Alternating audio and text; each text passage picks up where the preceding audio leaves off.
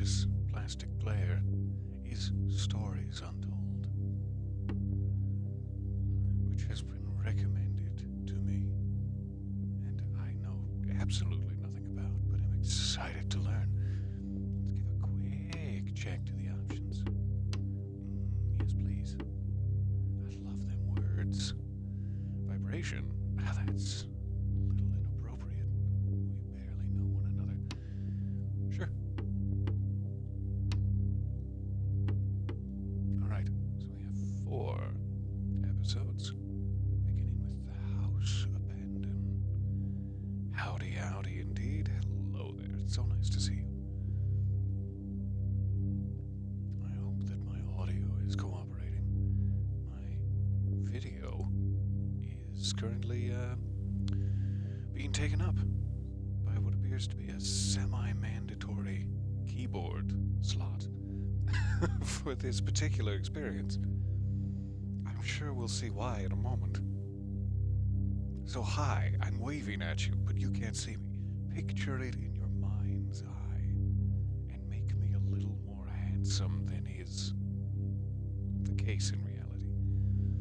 Oh, thank you for the subscription. Good morning, good morning. You sound smooth and sultry as always. That's tremendously generous.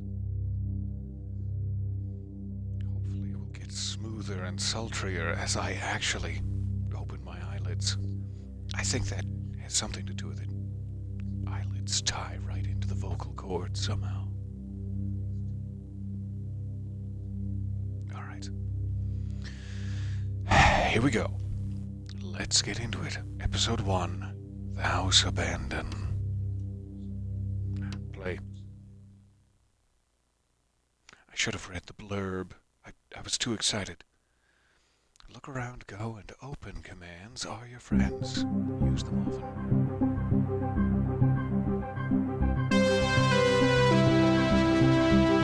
I love it already.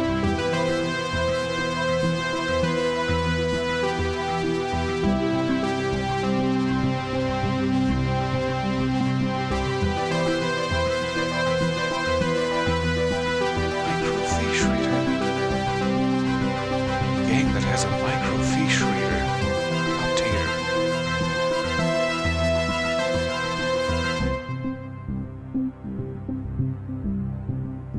You really love this game. Oh, good. I'm so glad.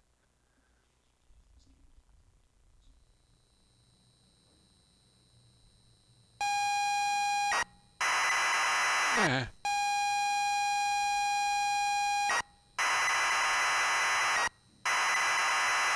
The sounds of late 80s computing, they assault me. Very realistically, though.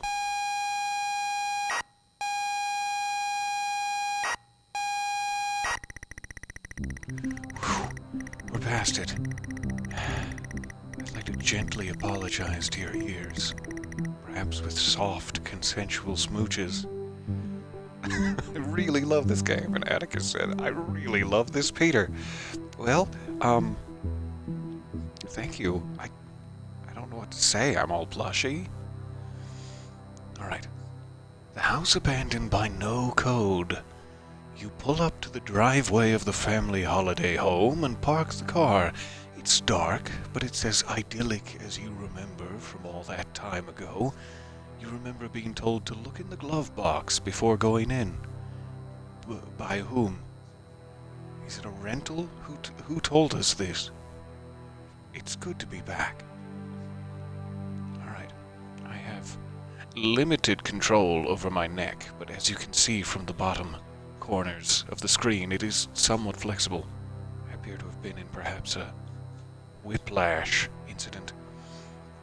And it is 22:05. I think this is where I'm going to need my keyboard. Let me set you down. Wait. Sure. Maybe I need to lean in. Yes. Yes, oh, good. I have a little bit of movement. Open input interface. Oh, well that's easier. Maybe I don't require the keyboard? unless I tell it that I would like to use the keyboard for delicious tactile sensation.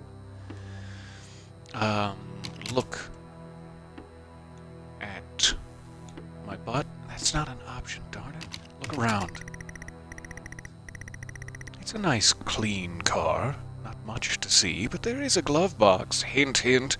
Nudge, nudge. Alright, is there any way for me to use the keyboard directly? Because that would be more fun, and in keeping with the thematics of it all, this does make it incredibly convenient for console users. Thank you. Open glove box.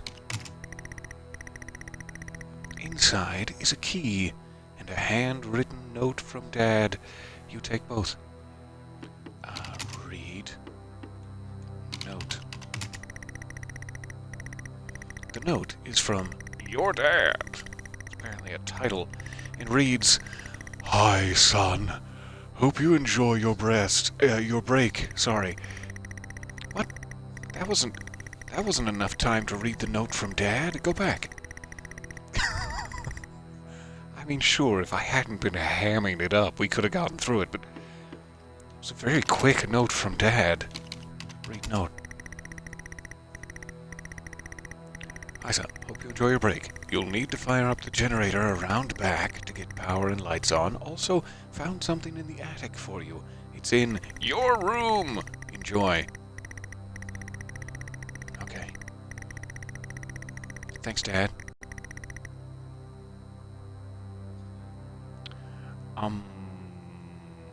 Look at the key. Does it have any symbology that I should be aware of? Local cults. It's the key to the house. Oh, well, that's boring. I was hoping for the symbology of local cults. Okay, go outside. You open the car door and step out. You trip, your pants muddied. The house is grand, sat perfectly amongst the trees. In front of you is the front door, that makes sense, and the yard stretches around the side of the house. So he said I'd have to, turn on, not open, but do turn on the generator behind the house. I'm guessing we want to go around first. Look around the yard, though. Is there a dog? The trees stretch up to the night sky. There is the house and the yard. No dog. You're technically still in bed and being heavily molested by a tabby. I want to play that text adventure game. That sounds more fun.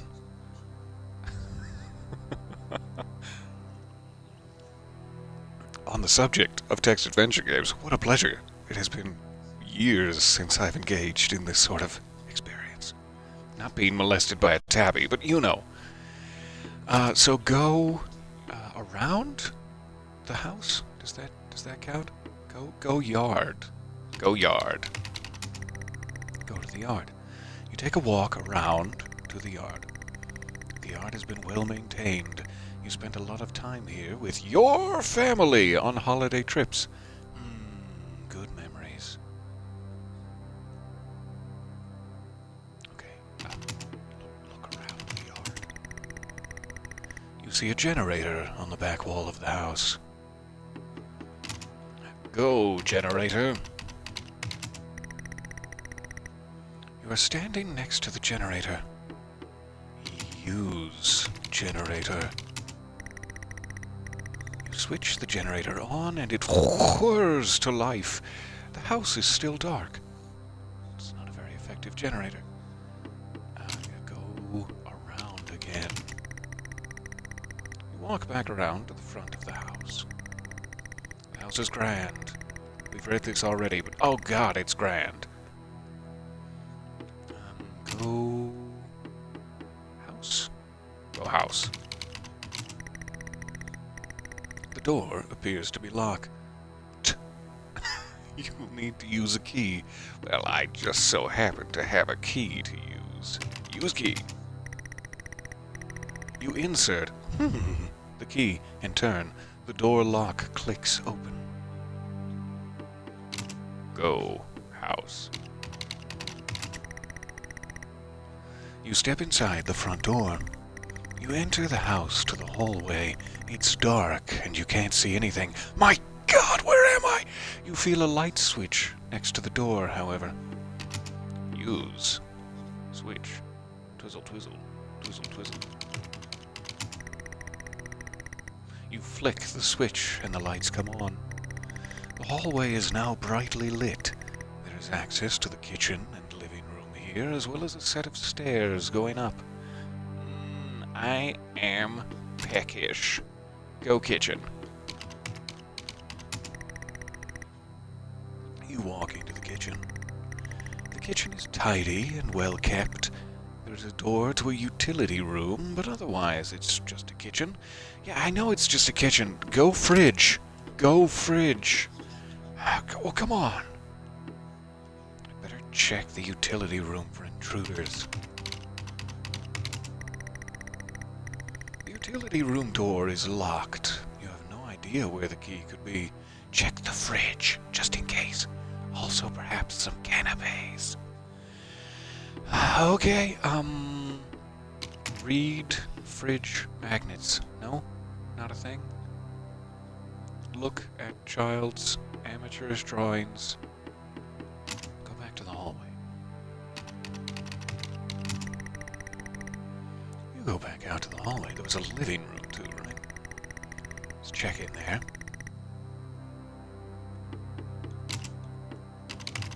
I do love to live. You step inside the living room. A spacious and comfortable place. We spent a lot of good time in here playing board games with the family. Oh, memories. How warm and inviting it is. That sounded a little sinister at the end. I'm sure it's fine. Look at games. Yeah, look at games. A selection of board games. Some bizarre ones that the kids loved, but the parents didn't understand. I can't imagine what that would be. I genuinely can't imagine. Maybe Twister? I don't know. Once you get to a certain age, Twister is like, oh, that sounds like back pain waiting to happen. No thank you. Look around, beyond the games. There is nothing here of interest. Then back to the stairs it is. This is so fun. Alright. As well as a set of stairs going up. Go stairs. You walk upstairs to the landing. The stairwell landing. There is a bathroom and 2 bedrooms, yours and your sister's. Pictures adorn the walls, images of ho-ho happy times. Better, go to the bathroom, I guess? You're gonna want to avert your ears for this. Sister's room, my room, bathroom. You step inside the bathroom. You are in the bathroom. There is not much to note, but it's all in good order. TP well stocked. Okay. Search medicine cabinet. No? It's the height of impropriety, I understand, but I am curious, if you'd allow me. Okay, go to the landing.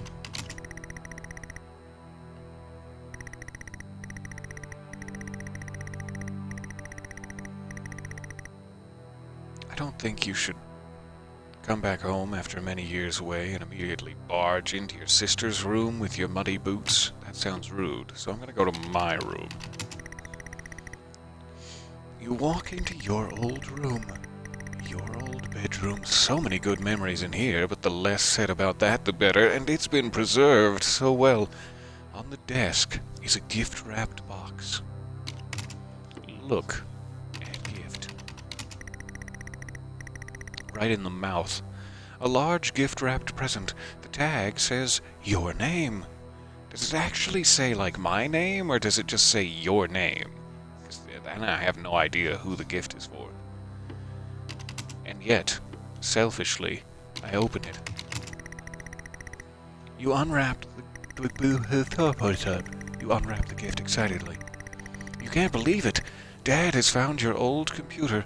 A Futuro 128K. Dad, your notes, they're so quick. It's so quick. I'm gonna guess this is mostly the gist of it. On your desk is a Futuro 128K plus 2 computer. That means it does magic damage. And a copy of The House Abandoned. It's all still to be set up, though. Use computer without it being set up? Open computer? You start to plug in the various cables and leads. The computer is all set up and ready to go. There is a game here to look at the game. It's a new horror game called The House Abandoned. It looks ace! Gee willikers! Does it ever look ace? Okay, I can play the game. But that seems like it's likely to create some sort of time paradox, as I am already playing the game.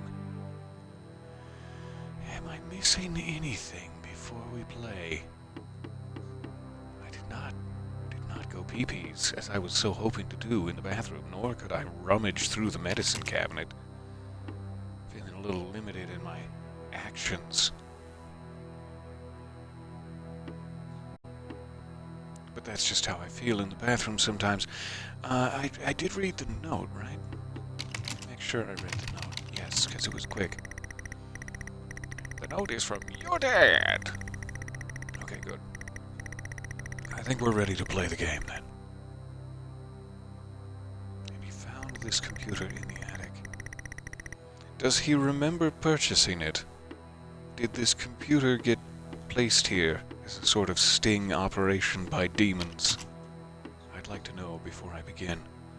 Play the game. Dr. Falcon, you put the cassette in the computer and press play. Oh, shoot! My fingies.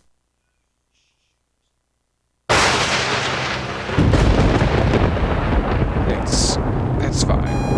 That's to be expected, sure.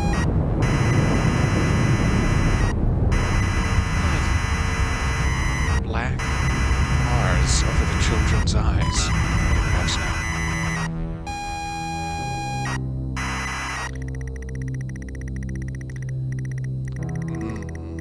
Okay, you pull up to the driveway of the family holiday home and park the car. It's dark, but it's clearly neglected. You remember being told to check the glove box by the rental agency, I guess? I still don't know. Before going in, you can't stand to be near this place. Something's different. Good afternoon indeed. Nice to see you there. At a certain age, Twister becomes Snap, Crackle, and Crunch. It's true. Alright, you cannot stand to be near this place. Look around. Look around at what I cannot stand. You're in the car. You don't want to get out. There is a glove box. Open the glove box. Inside is a key and a handwritten note from Dad. You take both. Read. Nope. Read. There you go. The note. You don't recognize the handwriting. It says, "Get out. Get out of the car. Get out." Thanks, Dad. Okay, so I'm gonna stay in the car. I'm gonna neglect my father's oppressive whims and stay thoroughly seatbelted, buns to the floor here. I don't know why I don't have like a car seat. I'm just on the floor of the car with my buns. Fine, I'll go outside. God.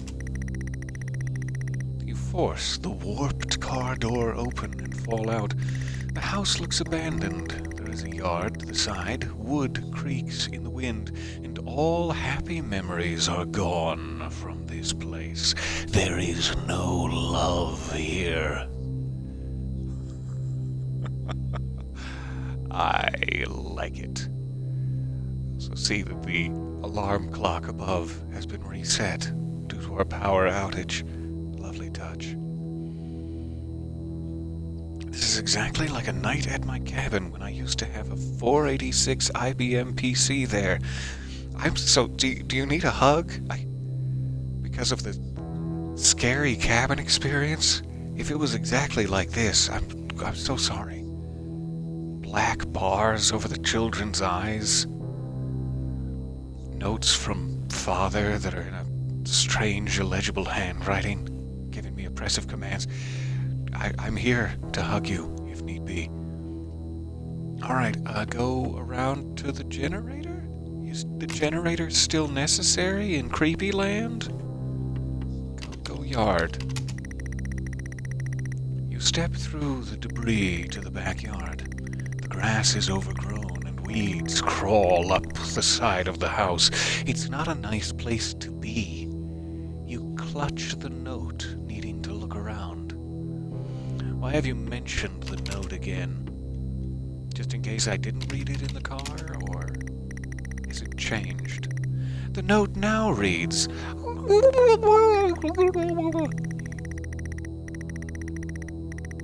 good. Thanks again, Dad.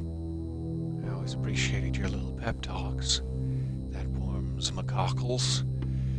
Look around the yard. There is an old generator next to you. Use. There isn't much fuel, but the generator starts up, and those are definitely what used to be identifiable children, but now only a distant memory. Their retinas locked away from your facial recognition software. Go back around. Go house. You go back to the front of the house. It still looks abandoned.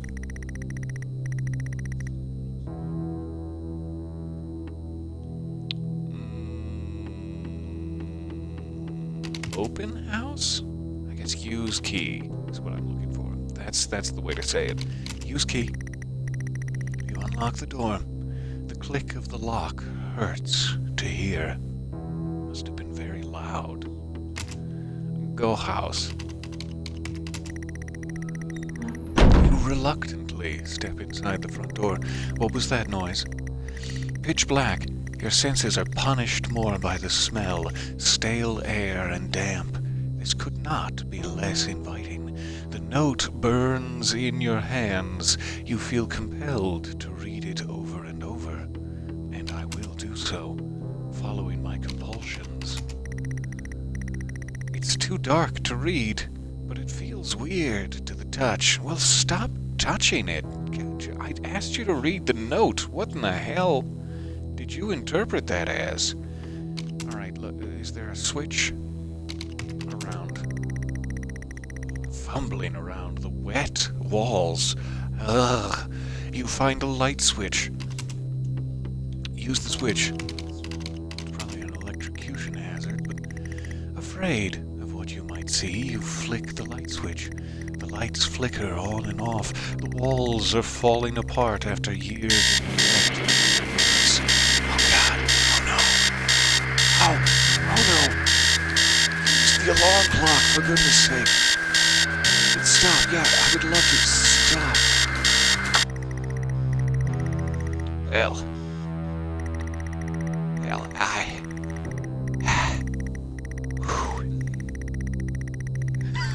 Oh God, my ears, help. Yeah, same. I am so sorry.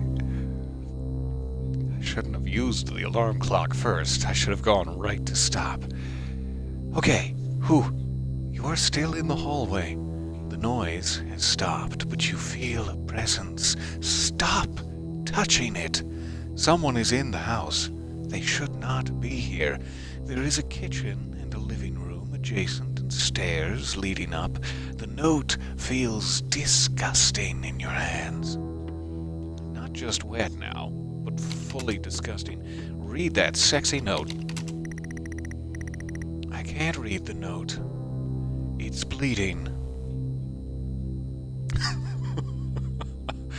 I love that sentence. It's delicious. Can I wipe the note? Use my wet wipes on the note. Okay. Okay, fine. I'm scared of what we'll find in the utility room in this particular universe. Let's go. Go kitchen. Maybe now I can get myself some nutritious little victuals. The kitchen stinks, not sinks. I was confused and feels completely unfamiliar. The tabletops are rusted metal, and there is a carcass of apparently unidentifiable origin on the table. There is writing on the wall, and the utility room door has a red X painted on it. I was so curious to look at it, but now it's like, no, don't go in there. Don't go in there. Look at carcass. Yeah, this is what I'm most curious about. Eat the carcass. Yes. All right, look at it first. Get to know the carcass before you put your tongue on it. You look closer, but you can't tell what it is or what it was. Touch the carcass. Absolutely not. It might be an animal, but you aren't. It might be an animal, but you aren't. Okay, then fine, eat the carcass. You are disappointed in yourself for even going there. You know, that's not accurate. I'm pretty proud. I'm pretty proud of it. Then read the writing, please. Yeah. In blood, the number 1980. Is it 5 or 6? I can't quite tell in the font. 5 or 6 is smeared across the wall. Yeah. Smeared across my walls. Gross. Open the utility room. It's gonna be fine. Oh, it's gonna be fine. Take my hand. The door is locked. I can't get in there. Not yet. I'm assuming the same key that works on the front door does not work on the utility room door, but we'll try it. The key doesn't fit, you idiot, and it comes as a relief. Okay, go to the hallway. You step back to the hallway, then to the left, then to the right. You're dancing, shaking that ass in the hallway.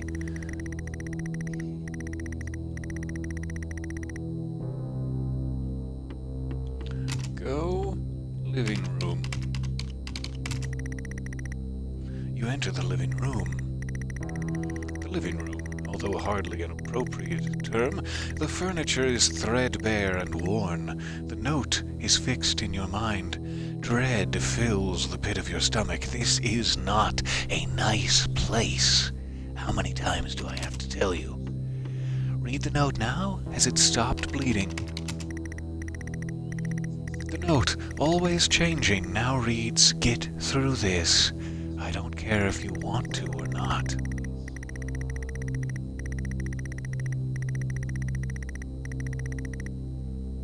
Well, time for Twister. I guess just look at games. The games are in disarray. Pieces are missing and the boxes are moldy. Oh God, what a jump scare. Pieces are missing from the games. It's okay. It's okay now. Alright, I guess open the games. I'm sorry. I don't understand. Fair enough. Go to the hallway. You return to the hallway, shaking that ass.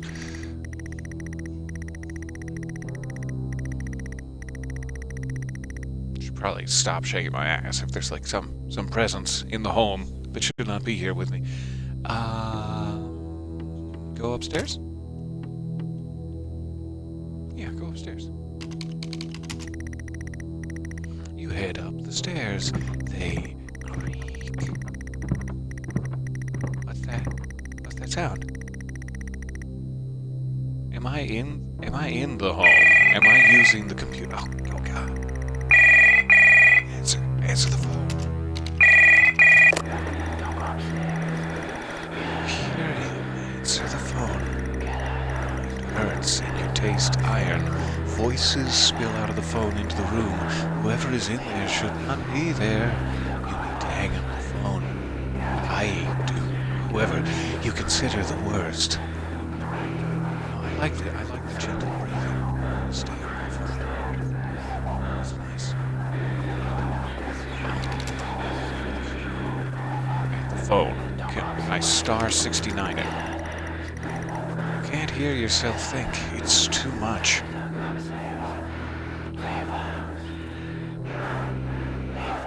It's very, very romantically whispering out of the house, like a lover would. Like a lover would whisper to me gently in my earlobes.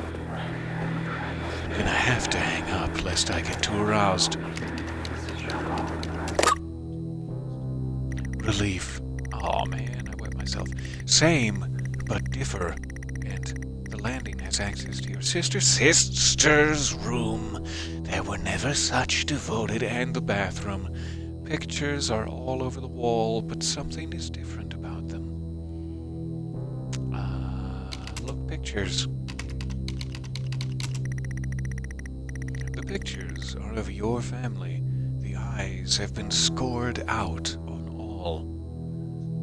Well, I don't like to be looked at either. That's perfectly understandable. Go to the bathroom?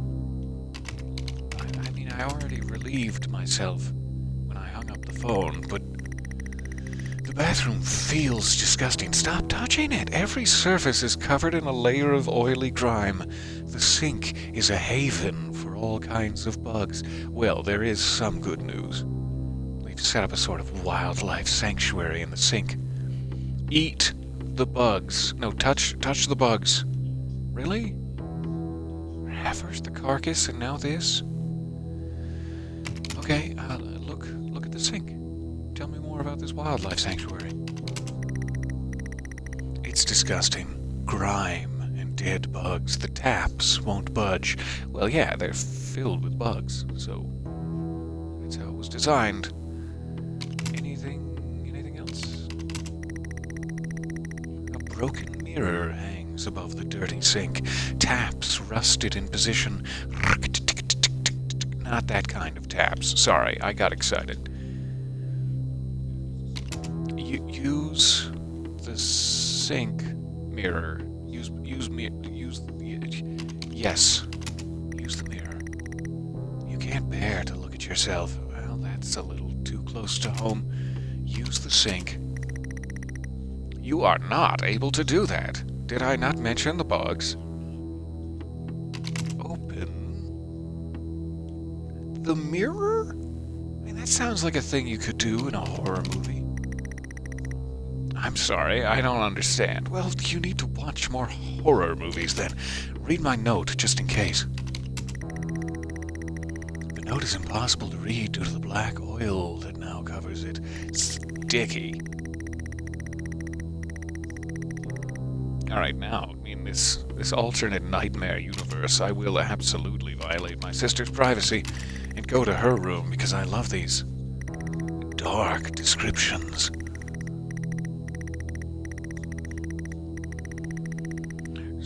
Sisters.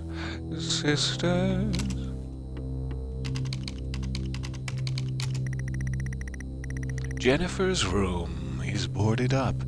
Oh, you can't bear this. So you tear down the boards? Get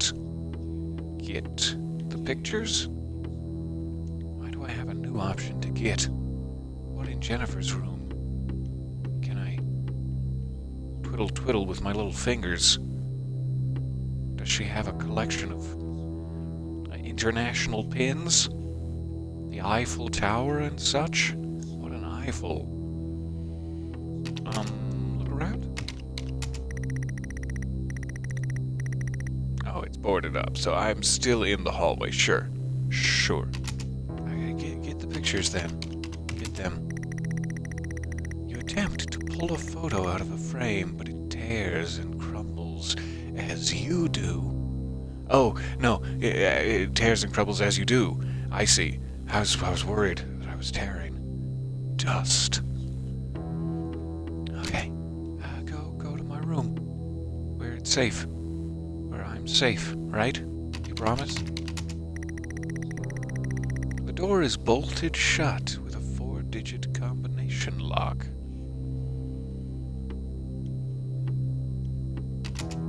Use the lock.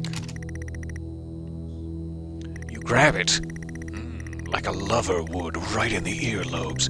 The key in your hand weighs heavy, the note heavier. You grab the lock and can now input the code. 1986. The lock clicks open. Same but different. They mentioned the note again. I'd better take note. The note is reacting. Get in the door, get in the room, get into it, go.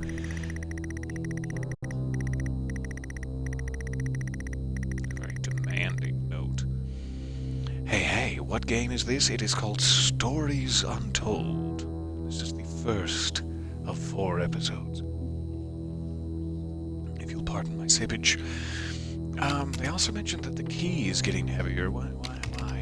Tell me more. The house key feels heavy in your palm. Well, put it back in my pocket.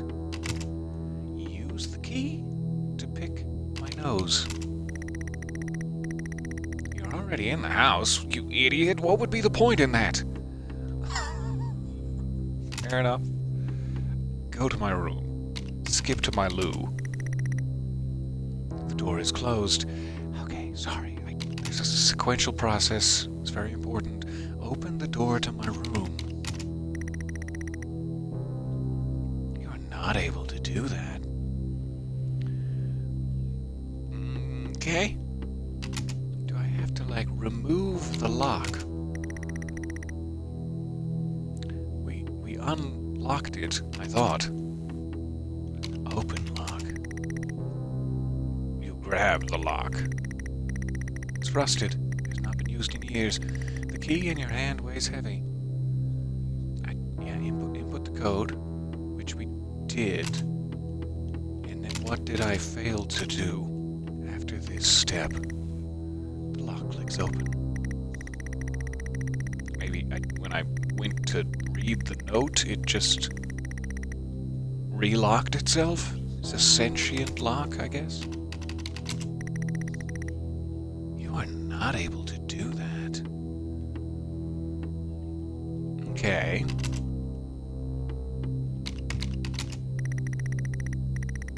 You're already in the house, yep.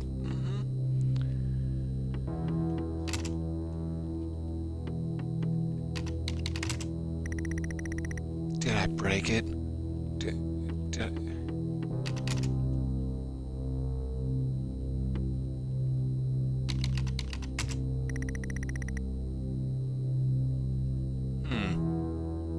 Curious. So we're in an endless loop of typing in the access code, which is fun. I enjoy typing in the access code.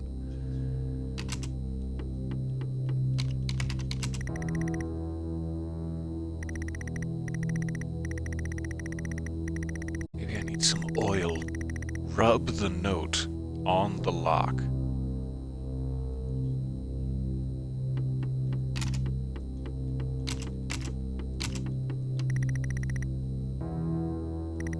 The lock clicks open.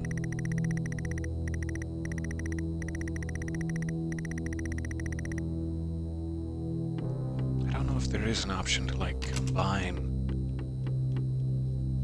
items. There doesn't seem to be.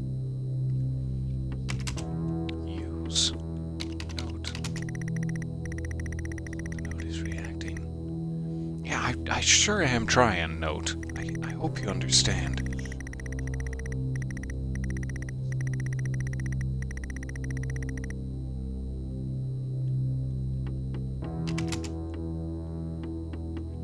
Ah, not my room, but the door itself. Open the door. Sorry. Stop rubbing it and open the door. You're right to tell me that. So I am right behind me now. Is that what I'm to understand? What are my intentions for myself? In the back of my head. Look. I'm still on the landing. Okay, go in. Go into the back of my head. You enter your bedroom. The bedroom feels utterly familiar. The walls are damp, but you've been here before. In front of you, a lone person, sits in front of a computer screen. The lamp is on. The clock reads 99:99. You know, it sure does. I can hear him breathing, like a lover would. You shouldn't be here. I shouldn't be here. You grip the note tight. Give me one minute, me. I'm sorry, Jennifer. I'm sorry, Mom. I'm sorry, Dad. You haunt every step I take, even in this place. It was out of my hands, but still you punish me, and then I did not read the last line. There is nothing left to do. I'm consumed and confused. This has to end now. End it? End it? That's not a great collection of options.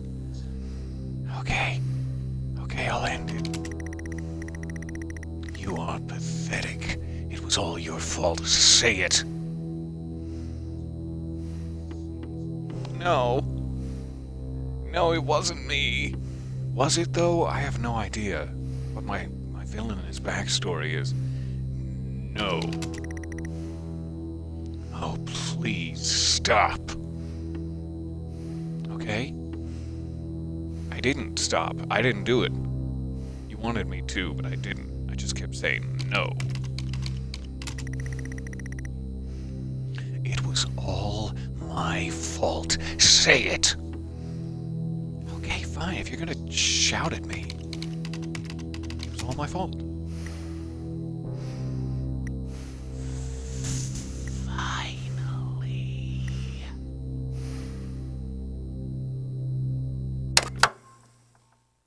Ow! Donked me right on the noggin. And so ends episode 1. That was awesome. I love this. Have time for an episode 2? Take my hand.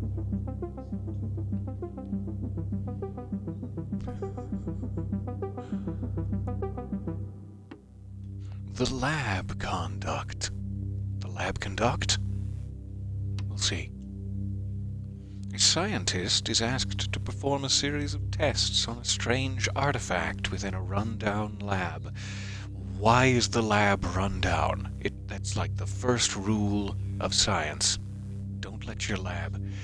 Gradually, however, those tests became more and more uncomfortable. I'm looking forward to it. Nurse, fetch me the nipple clamps. Kyle Akers, fetch me the clamps. Wipe that frown off your face, boy. We're doing science.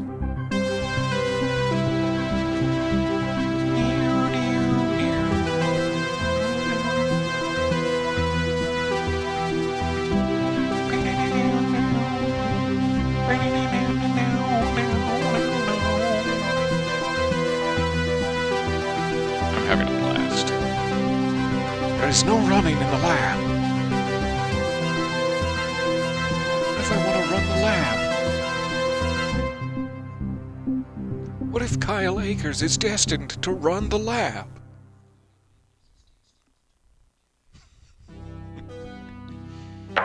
Welcome to my This is laboratory. subject 12-19-86-23, new session entry. This is in my head.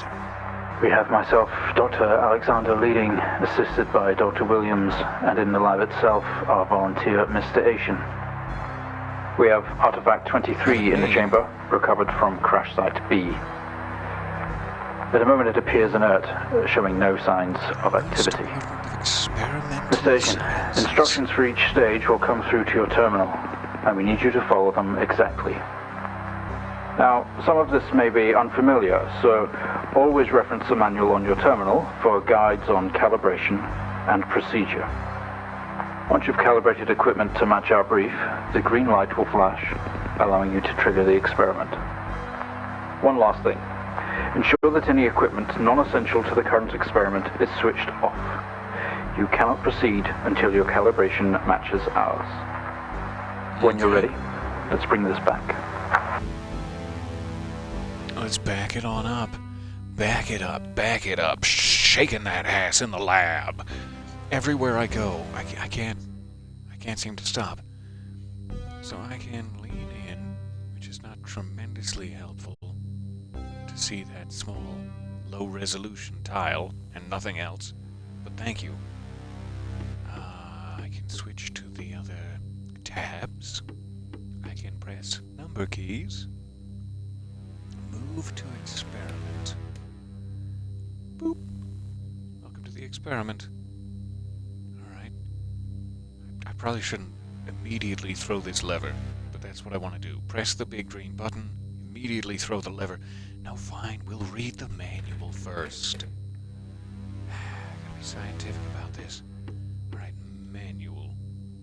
Well, first, Experiment 1, Internal Analysis. It is enclosed in solid outer layers. X-ray the artifact to determine its internal structure. Number 1, the electromagnetic spectrum. X-ray. Required apparatus, camera, monitor, charge CC86 X-ray device. And it has various input modes. XR being the one we would like, please. Camera, monitor, charge. Okay. So, what am I looking at? Take me back. Oh, sure, that's well and good, thank you. Equipment layout, that's probably what I need. Number 6. Also, let's safety first. Safety first. Use safety goggles and gloves at all times. I'm going to put the gloves on my eyes and the goggles on my fingies. Do not leave the container unattended during experimentation. I'm leaving it unattended even now to read this safety briefing. It is extremely dangerous to handle any items within the container, especially with your goggled fingers, you weirdo. Please ensure your next of kin is updated at HR. Comforting. As per your agreement, follow all instructions exactly. Alright, take me back to the manual. Equipment layout. That's what I need. So the camera is on top. CC86 X-rays, second down on the left. Okay. It would be nice to have, like, a photographic memory right now, so we don't have to keep referring to the screen, and in lieu of a photographic memory, I'm just going to take a picture of it with my cell phone. Because that's not cheating. That's not cheating in the year 1986. However, they've kind of thought of everything, and the bright glare of the green backlight has completely obscured the text in my photo. They knew I would try this. Oh god, they saw me coming. 1 second. I'm gonna have to contrast this. I have to use my photo editing skills, which are brand new. Brand new. Alright. So, camera, X-ray, etc. Take me back to the manual. Monitor set to X-rays. That must be the TV side of things. Alright. I have the memory of a concussed goldfish. I like that. And same. On a good day. Okay, so camera needs to be on. Boop.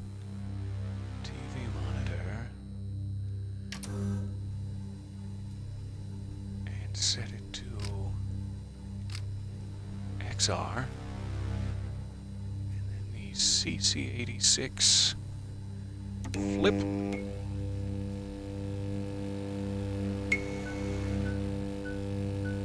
Alright, Sync Master. They said don't do anything unless the Sync Master is green, so that seems good.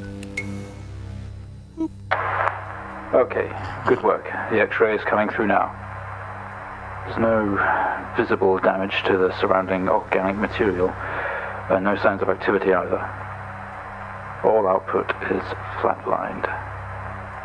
Okay, let's begin. What are we looking at here? What are we looking at exactly? Experiment number 2, surface reaction attempt. Demonstrate the effects of laser light on the object. Try using a low-powered red laser to begin with.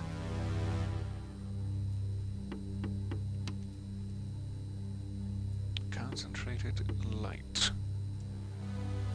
Acquired apparatus camera. Monitor. Set to RGB. Laser 2 light generators. Set the wavelength. We need red, so 650. 650. Alright. So I can turn off, I'm assuming, the X-ray. Or just turn it right back on as it had already turned itself off. No, no, I beg of you, no. Oops. Okay. Cross that bridge when we come to it. RGB mode. Camera's still on. There. Shh. My precious. So we need the laser 2. And 650. Sync Master! You're always there for me when I need you.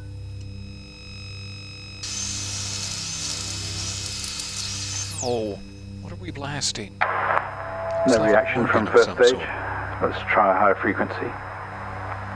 Is it a carcass? Can I taste it? We're trying a higher frequency. Use the green laser, but effectively the same experiment.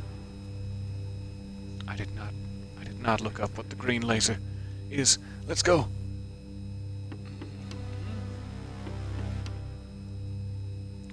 $510.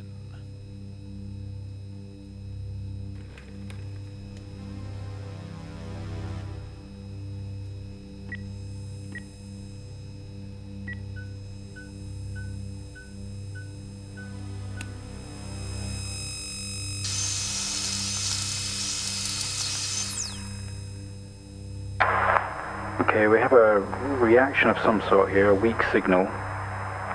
Let's keep going. Increase again. It's a weak signal. I'm sorry, Dr. Alexander. I've had a long day. Experiment 02C. Surface reaction attempt. Demonstrate the effects of laser light on the object. Increase the laser energy further. Use the blue. Which is 455. Fair enough. I'm gonna lean in real close to the experiment. Lean in to the laser? I guess we can't see the laser. It's inside the box. So I can't singe my eyebrows, but there is this sexy little drill here. I can drill my eyebrows. We'll see. See if the opportunity presents itself. 455.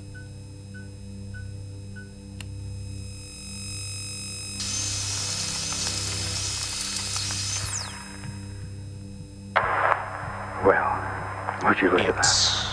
Beating. It seems we have a pulse. Rhythm is stable. There's no activity registering in the core. It's possibly damaged. Yeah, we've been Let's shooting push lasers further. at it. Why would we push further? It is a beating heart. Resonant frequency. Test the acoustic resonance properties of the object. Begin with generating a 250 Hz sine wave with the amplifier gain set to 1. 250, 1. Give a quick check. Acquired apparatus, camera, monitor, signal generator, and amplifier. amplifier, so we can turn off the laser if it did not already turn itself off. And we want sine, which is curvy. Better not even look at it anymore. It's so curvy. Take me back to the experiment.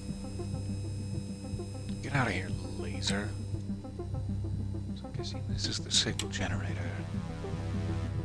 Put it on. Curvy. 250 hertz, he said. And what was the amplifier? I'm going back on in-game, in the computer. I could check my cell phone. I did get the... I did get the...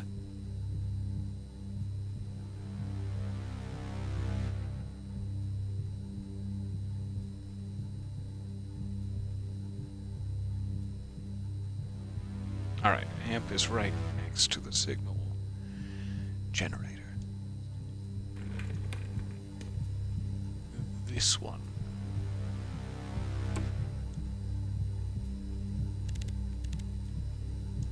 Set to 1. Set to 250.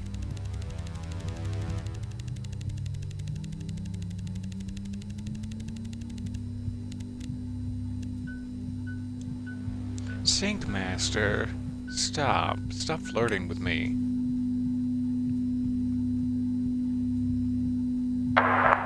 It's not much of a response. Updating the experiment now. Alright, thanks, Alexander. Test the acoustic resonance, increase the frequency to 500 hertz, and amplifier gain 5. You got it. You got it, big boy.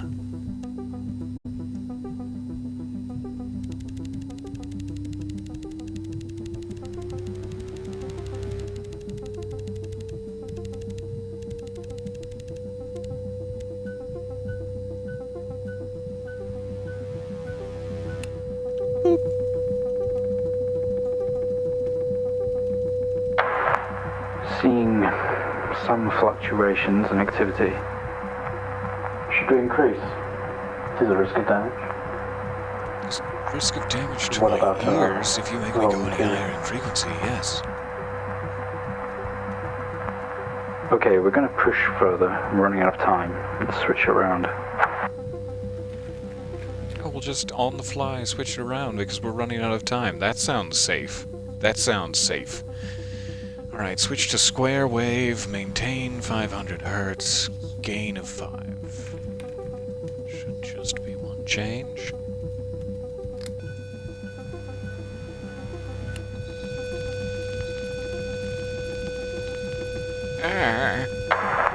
We're seeing good activity on this side. Gyrating faster than my ass in Definite that spikes in hallway. movement. I know this might seem uncomfortable or dangerous, but you need to trust us and keep going.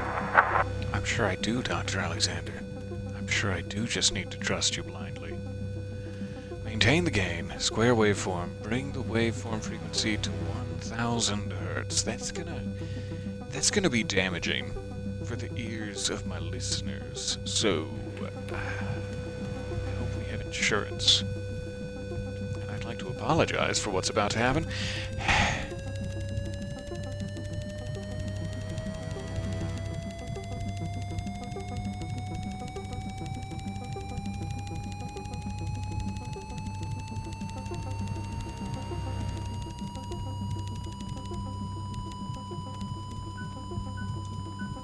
Sync Master, go! Do it now! Do it now and do it loud!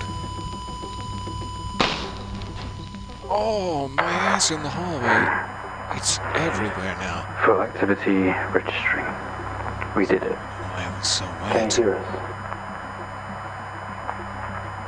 You've made excellent progress. You're doing great. Give me control back so I can Now we turn need off you this to stay calm frequency and try to generator. relax as we go through these next steps. We're going to attempt Please let me to turn off the frequency alleviate generator. some of this discomfort. You know what would help me alleviate discomfort? Get out of the computer and turn off the... Oh, Oh, that feels good. It's like being in prison for a while there. Experiment 4. Connection. The protective casing is off and all over the laboratory. Proceed to drill the surface. Saucy suggestion. Alright, tell me about the drill procedure. Drill press. Camera. Monitor. Drill. All other equipment off. Fair enough. Let's get to drilling. Camera's on. Drill is on.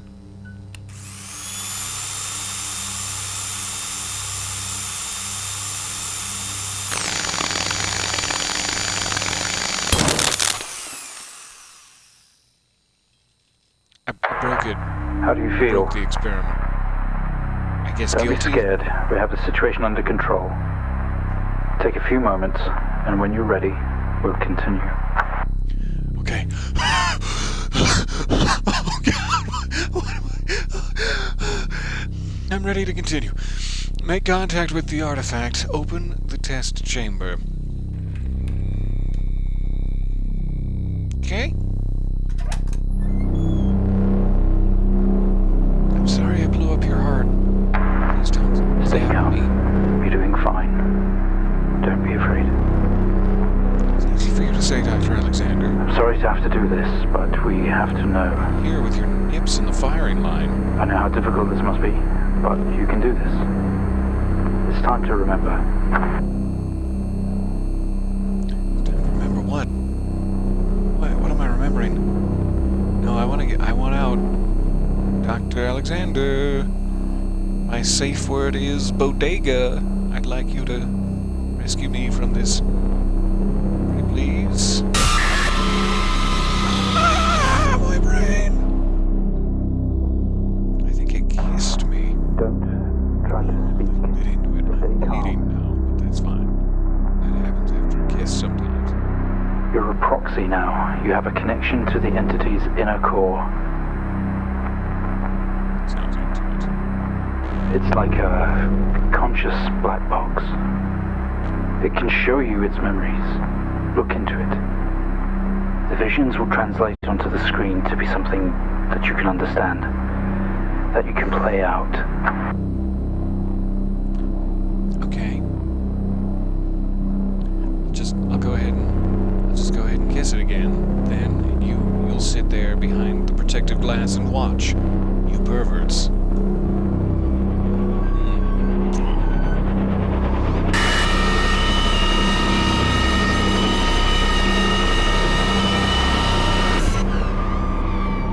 I saw the carcass in the middle of all that other stuff. That was definitely the carcass from my kitchen table. Oh, what's this?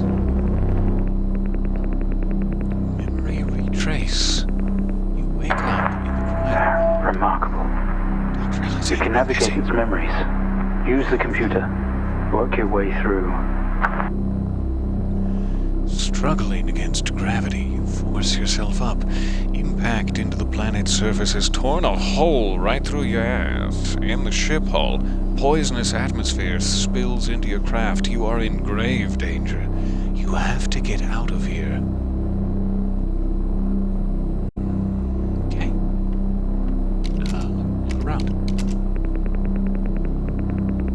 The craft is broken beyond repair. There is wreckage all around. An airlock door is locked tight, hence the name, and the computer terminal adjacent blinks. Jason? Use the computer terminal. Read the room. Read the room. How's everyone feeling? Is morale poor? Use the computer. You tap at the screen, and the airlock door splutters to life, slowly opening with a horrendous noise. The ship powers down to silence, having spent the last of its reserves. Thank you, ship. Alright, go to the airlock. This organ was taken from what we think was the leader. These memories are different. They're not like the others. There's more detail here. Less hazy. Lean in. See what else it hides. No, we're already close enough. Do you realize how badly this is invading my bubble of personal space already, Dr. Alexander? I'm not going to lean in, despite what you request of me. Can you kiss me?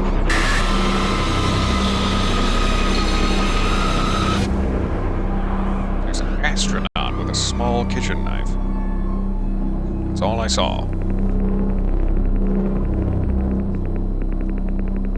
You squeeze, cheeky, through the damaged airlock and fall to your knees on the This is ground. incredible. Are we getting Dr. all of this? Alexander, I'm reading. It's describing the moment we found the ship. Mr. Asian, please continue. Yeah, I was in the middle of... You know what, Dr. Alexander? I don't think this professional relationship is going to work out. Every breath brings pain to your chest. You look around to see you are surrounded by mangled metal. Bright lights, big city, pour through every gap in the surrounding wreckage. Look around. Crash site. Smoke billows from the downed ship. Exterior lights flicking on and off. Wreckage surrounds you. Looking upwards, you see unfamiliar star patterns. The sick, disgusting star charts of Earth. Get up. Get on up. Look at the sky. You don't recognize any of the star patterns.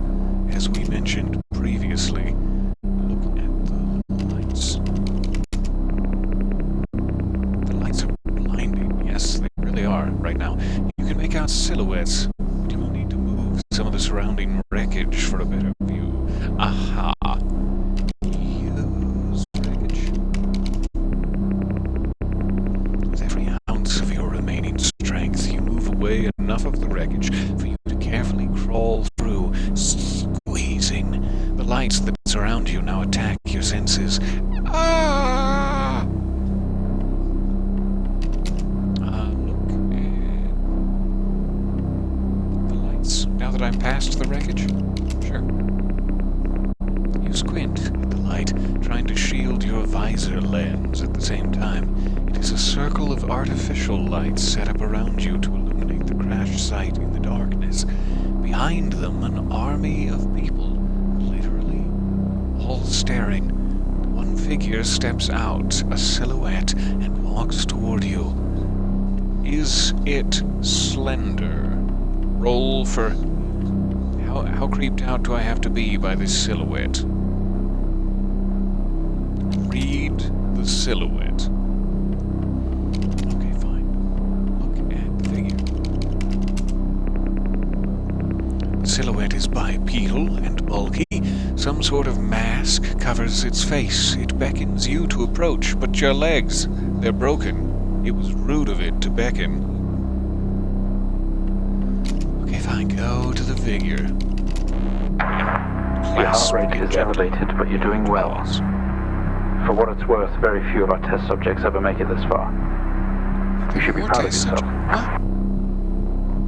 How far did they make it? Alright, I'm just gonna give him a kiss again, I guess.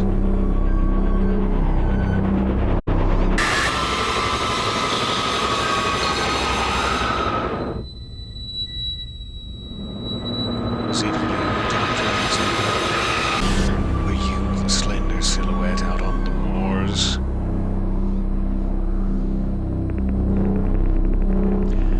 Out on the wild and windy moors. We awake. The room is silent, only for the quiet hum of equipment, an occasional machine beep. Your touch isn't yours. We are all as one. We move together in unison. It's a bit of a change in tone from the memories I've been experiencing so far? Look around. We are in a bed, in a small and artificially lit room with a single door. There is some sort of writing pinned to the wall. This doesn't add up. Dr. Alexander. We didn't put this entity in quarantine. It expired at the For crash. God's sake, man. Whose memories are these? When did this happen? Good question. Good question. There is some sort of writing pinned to the wall. Adjacent is a display monitor with wires that drape across the room and into our chest. They have tortured us. Read the writing. Symbols seem to indicate where on our body they had to cut. We've been butchered and maimed over and over. Oh no.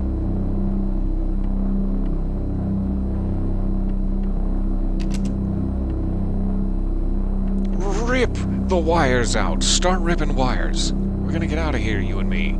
Give me one last kiss for good luck, and then we'll go. Kiss me deadly? No, fine. I'll go back to the computer then. If you only knew what an accurate representation of my IRL love life that was. Look at the bed. Or use the bed, sure. Look at the bed. A cushioned horizontal surface. Cute description of a bed. On each side, a metal or alloy barrier, presumably to stop you from falling out. Look at the wires. A series of wires leave the machine and run across to our chest, attached in different places. We aren't sure if the black fluid is going in or coming out. Collective discomfort.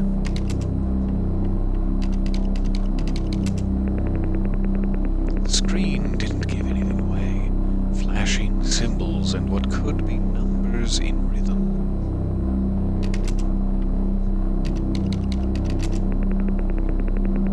The door in the corner looks atmospherically sealed shut. Alright, rip out the wires. Spray black fluid in my eyes. What just happened? What's that alarm? Yank at the wires. There's been a disconnection in quarantine lab 15. Find out what's going on. Together, we all scream in pain. This action sets off an alarm, echoing loudly down the adjacent corridor. Jason! Okay, good. Now use the monitor. Okay, I have to get out of bed first, I guess. Okay, go to the monitor. Nope. Use the bed. I think we already did. I had no idea what I was talking about. Use the door. Doctor, specimen 20 has left lab 15. It's on the move. My God. That vision. It's not a memory. It's happening right now. Mr. Asian, I need you to stop what you're doing, please. Never, sir. No, not a chance of it. I will continue this prison break. Show me more. Ah! It's fine. I'm fine now.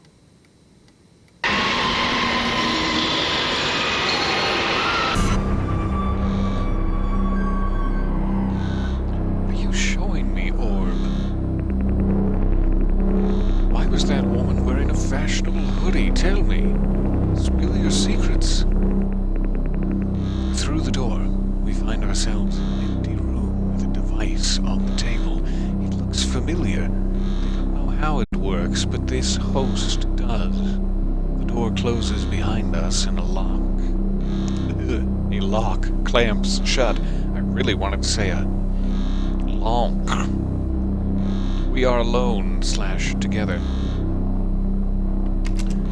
Use the device. What is that? We haven't seen that before. What is it doing? It's using the tool we recovered from the crash site. It's in our systems. It's sending something across the network. It's broadcasting. Mr. Asian, please. We deeply regret what we have put you through, but please understand it was for the greater good. I bet you do. We had to know more. Rebelling now could be catastrophic. You don't know what this might do to you in the long run. No one does. That's why we're on the cutting edge of science, my good boy. Okay. 4 symbols. I'm not really seeing like a pattern here as to what they could be associated with. I'm sure I'm just missing it. This is the only thing here that seems like an indication of what they might be. There are multiple sections of that. Let's try cycling through all the symbols first.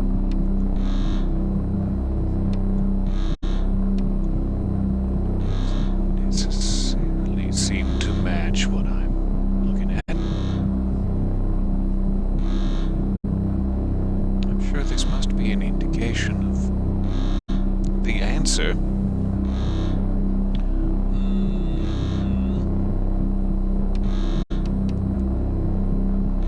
can change all 4 of them.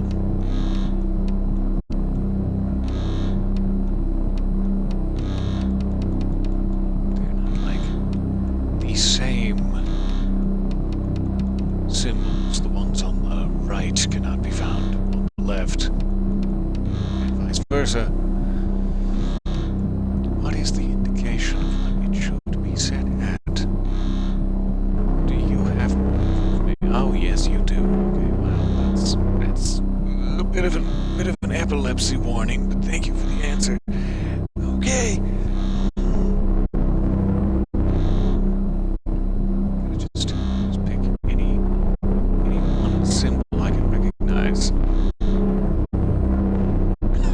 The thing to see the other side of it at the same time is a little bit difficult. I wish I could slow that down just a touch.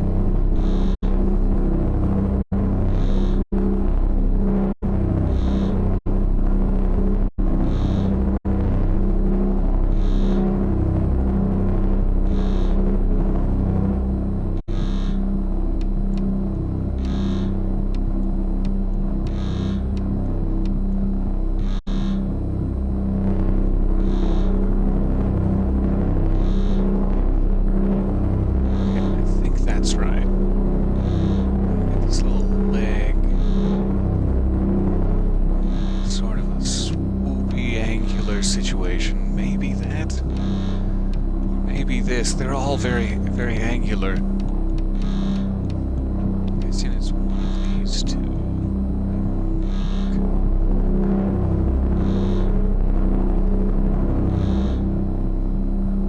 I think it's that one.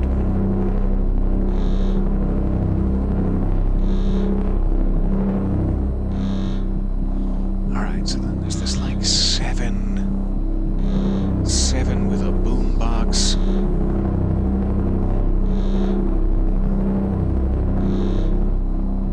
It's got a very elegant thing. And finally we've got the tower of collapsing floors leading to a diamond, a shiny diamond at the bottom.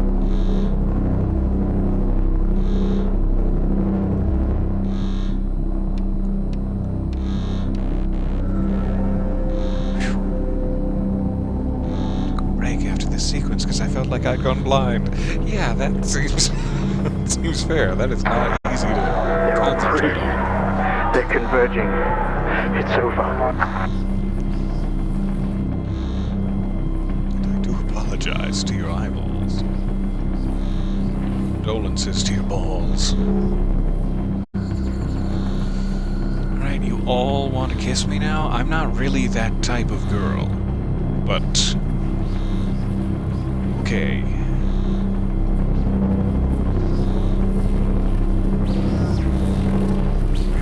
Yay, friends! Mr. Asian, please don't do this.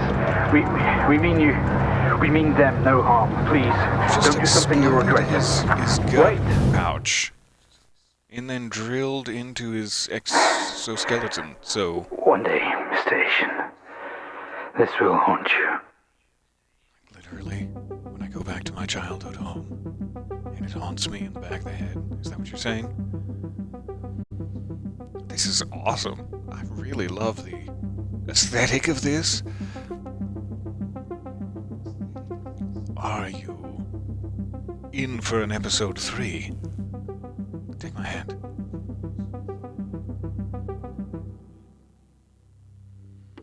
Episode 3, The Station Process.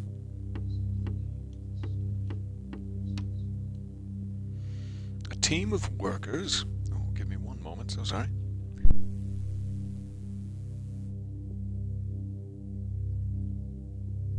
I'm back. I'm fine. A team of workers are stationed in a remote weather monitoring facility in the Arctic. Sounds vaguely familiar. As they follow codes issued on a CB network, it's clear something else is happening. This sounds very exciting, given my deep love of Graham Casner in my heart and thighs.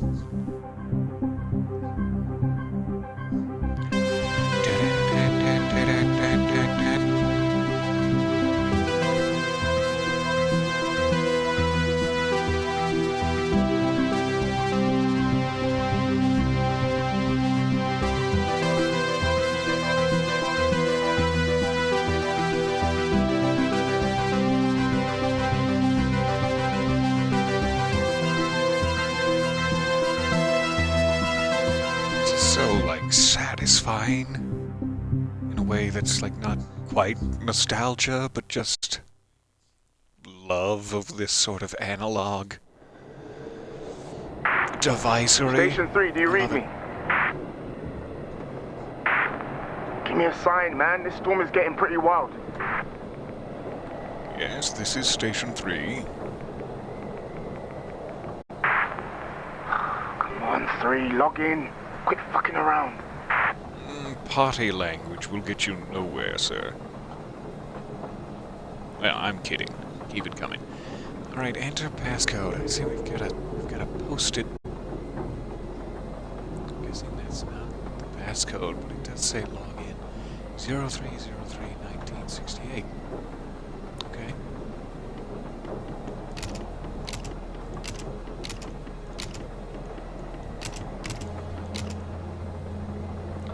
It was March? I don't know my months very well. It was March 3rd, 1968. Ah, the Arctic chill was just creeping up under my goose-down overcoat, and I could not have been happier in my career. There he is. Is this Station Finally, 3? what took you? Oh, my Is the microphone still broken in Station 3? No need to push this button now. I'll take that as a yes.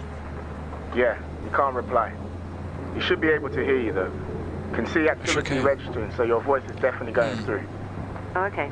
We can chat later, 3. User Yeah, J. this is pretty Asian. serious. I've had a distress call from Central. There's a situation and we have to fire up signal monitoring and relay systems right away. What kind of situation? I don't know. I'm assuming it's got something to do with this storm. Whatever it is, it's big to want to involve us. Shit. Okay, what do we do then? This potty language. Well, my fucking cabin power isn't holding up in this weather, so I can't process the signals myself. 2, you need to feed the frequency information through to the backup terminal in Station 3. And 3, you just need to tune, decode, and process. Just refer to the handbook okay. on the microfilm. It'll walk you Sounds through simple. it. I've never done any of this stuff, so I'm not going to be much help, I'm afraid. It's simple, honestly. You could do this in your sleep. Good microfiche. Okay, first one is really due to do. appear in a minute or so. Have a quick read of that microfilm handbook. It should be on your left. I'm going to get suited up and restart the generator. Don't fuck it up. So I was able to zoom in. Now I seem to be unable to zoom out and or clarify.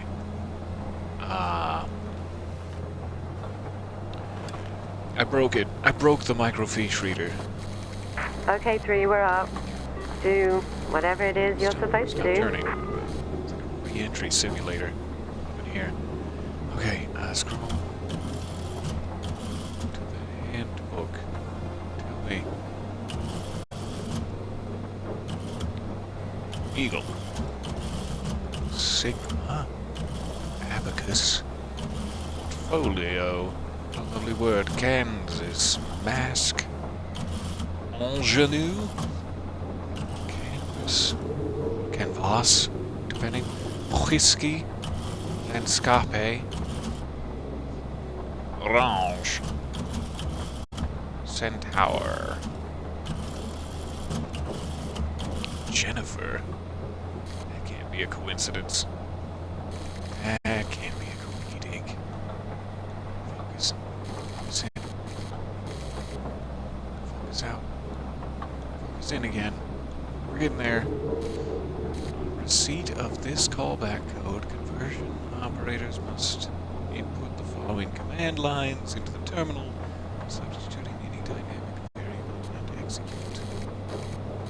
It doesn't tell me much about my potentially deceased sister. Thank you. Sacrifice. Drive. Chevron. Sibling. Jennifer Sibling. You guys are just messing with me now, aren't you? Got some Morse code. You only seem to need the numbers. That simplifies it significantly. I appreciate that. Alpha phonetic conversion.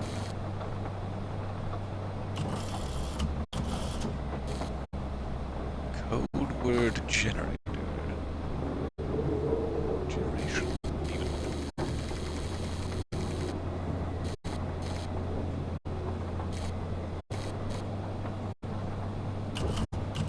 Alright, I'm sure I'm going to need that soonish.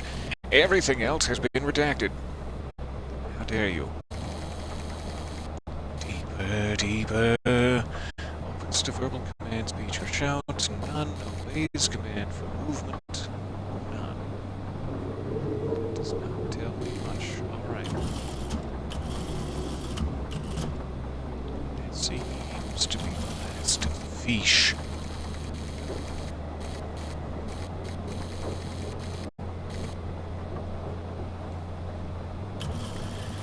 Take me back.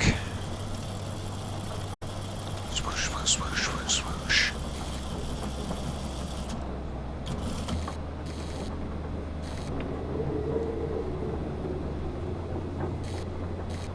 All right. Here's probably what I should have started with. It's fine. We've gotten here eventually. It's a little bit hard to read on my monitor for some reason. An operator at one of our remote monitoring stations will be responsible for the following duties: daily monitoring of specified radio transmissions, the input of something in a timely manner. In the event of a national security emergency, you will be something to monitor the input live without questions or hesitation. Carry out any maintenance needed on site to ensure the continual running of the station. Redacted, redacted, redacted. Should such a situation arise, all intruders should be shot, or perhaps redacted. You are instructed to meet with supply ships and ration food accordingly to ensure the station is continually well stocked. In case of redacted, redacted, your 14th and 15th molar teeth. What? Do we have some of those cyanide pills in our teeth? Cool. Any instructions carrying the GCS flag must be dealt. Sure. With as a matter of urgency. Thank you. Okay. Sorry, I was busy. What did you guys need? Broadcast authorization key. I was not paying attention. I didn't think I saw anything similar to that here, but let's check again. Just had a bunch of code phrases.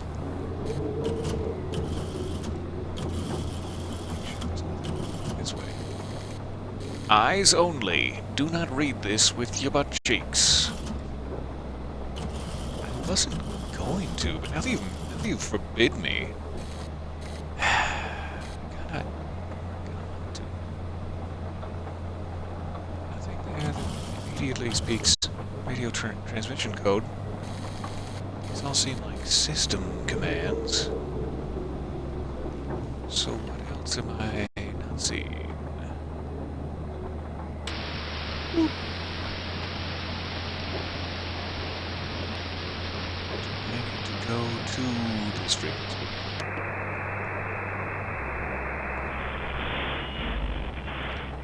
30.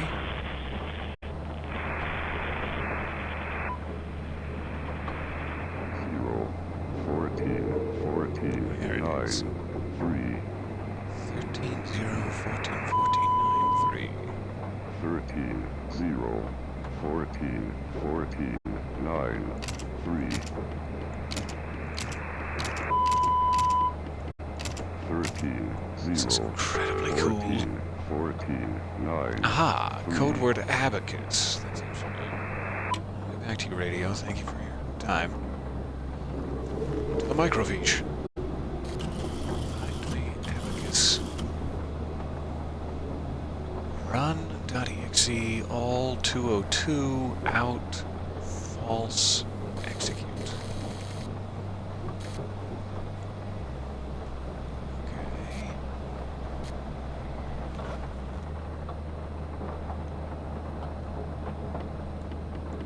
That's helpful. Run. Dot. exe.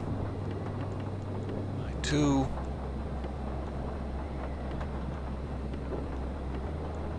I forget what went before the 202. And I forgot it so quick. It was the crying shame of it. All 202.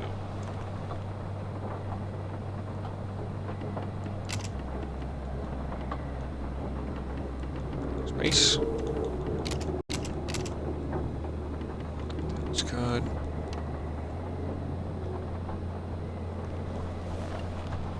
And out false.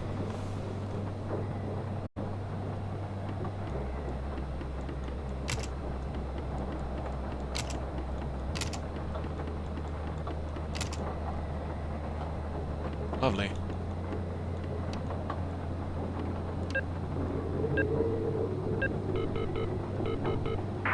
Code word Okay, my abacus in light here process. just turned green and the signal stopped.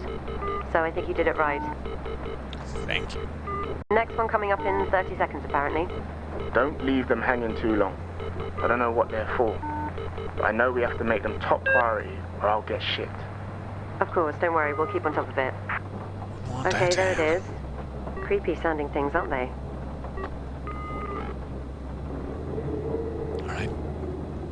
3,500.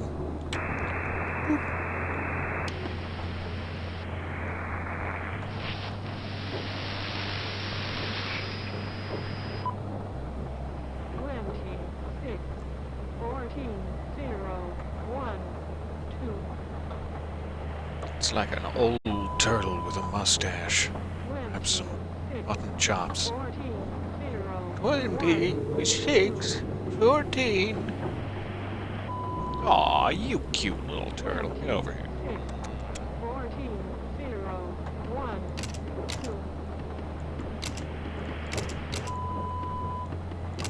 26, 14, 0. Chevron.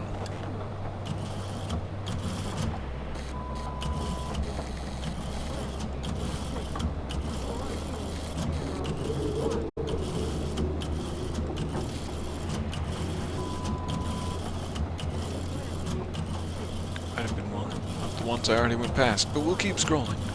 Just keep scrolling until all good. Alright, so ref, init, -1, pros begin, act pros XYZ. Ref dot init, -1. 14, 0, 1, 2.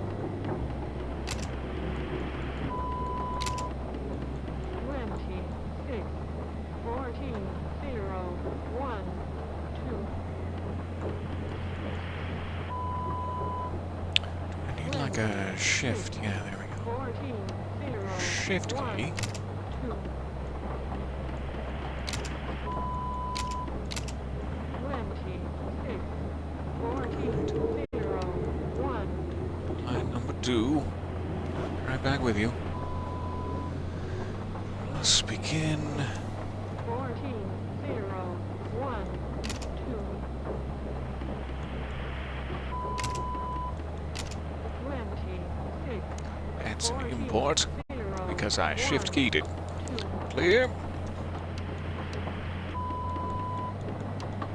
26, 14, 0, 1,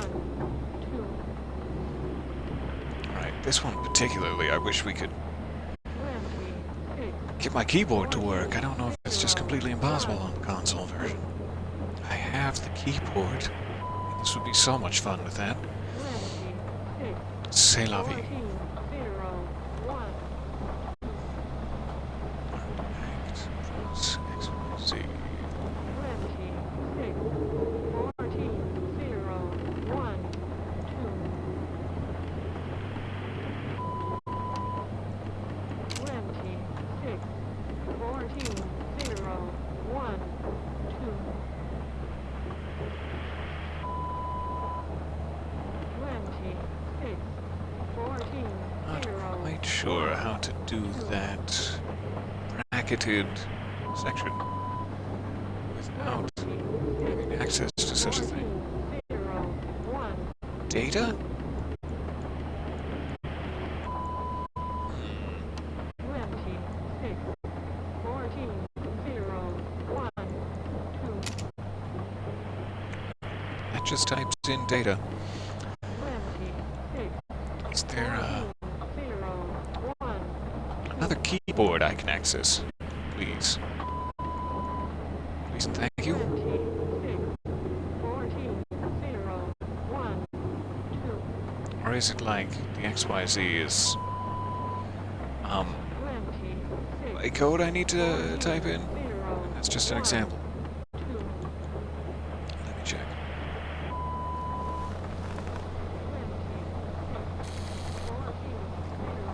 X is the second, Y is the fifth, Z is the sixth number from broadcast code. So second, fifth, and sixth. That makes much more sense. Read the fine print. Second, fifth, sixth. 26, 14, 0, 1, 2. Is it second meaning 6? 14, 0, 1, Is my question. 2. Is the second number, quote unquote, 0 or is it 6? I'm kind of thinking it's 6. 14, So it would be 602. 2. And if this fails and we accidentally blow up the eastern seaboard, 14, 0, I guess oh well to that. 26, 14, 0, 1. Aww. Okay, so then literally the second. Let's try 0. 14, 0, 1. Or did I 612? I used the fourth for no apparent reason. 1 second. 20, Let's try this again. 14, Line 3. 0, 1, 2. Foolish. Sorry, Eastern Seaboard. But Thank 3, just pushing this update to the transmitter now. Getting the hang of it, huh? you could Next say one coming that. up. Wouldn't What? be true, but you could say it. What does GCS mean? GCS? What do you mean? Yeah, no, this next one has come through with an additional note. GCS3 equals E1 V1 M1. I've not seen it before. Check the microfilm. Might be something in there about it. Listen, let me know when you're done with that one. I haven't heard back from the transport team and I'm starting to worry. Sure thing. Okay, here it is. Whoa. Okay, that's different. Flashing red screen. Yeah, quite the warning sign. Missed it. Something's going on. The last two must have just been testing the system. Tune it as normal and I'll see what I can find out once I get these goddamn lights on.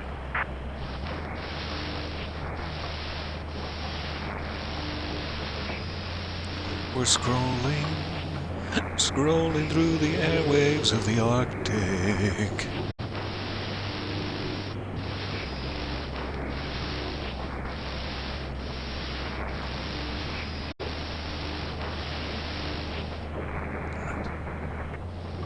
Alright. 1320. Yeah. Morse code.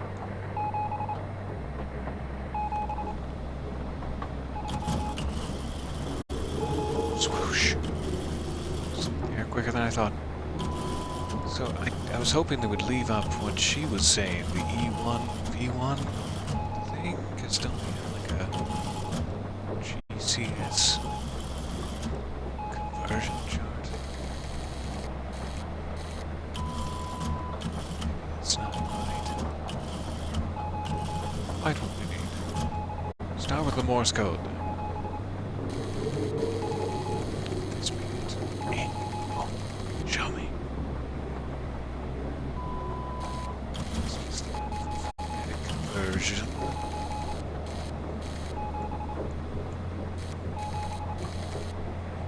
Curious what that means, but I'm sure we'll get to that. You never thought to turn on the subtitles when you played. I'm so sorry. It's way easier to see it visually down there, I would imagine. Alright, so that's like a 0 to start with? 0, 9. Then we've got 7. 0, 9, 7, 7. 3. 0. 0, 9, 7, 7, 3, 0.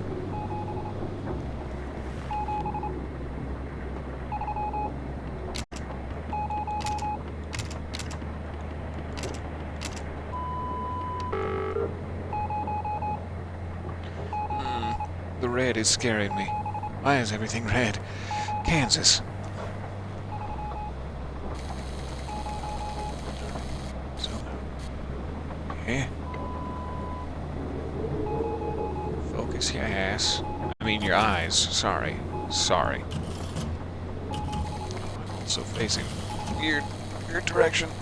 Hey, here we go. We're getting there. Focus your ass again. Kansas. Boy, do I feel like Dorothy. Canvas. That's close. That's pretty much what we're looking for. Let's just try this. Kansas. It's the fine print. X equals the largest number from the original broadcast. Would that be 9?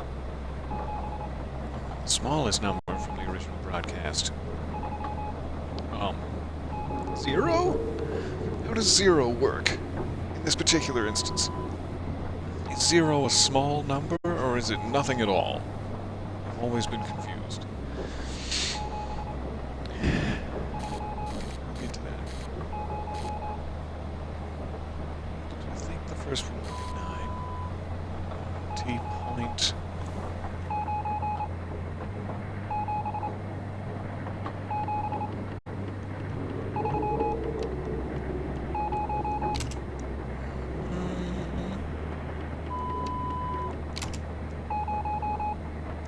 I want a space there. Take me back.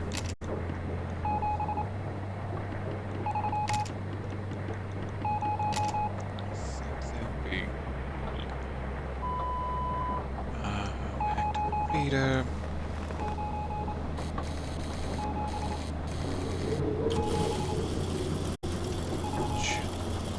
Let's go time. Because I've already, like a goldfish, completely forgotten.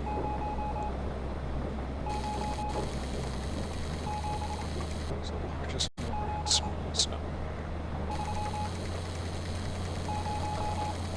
Side-to-side action is strangely hard to control. I blame my thumbs.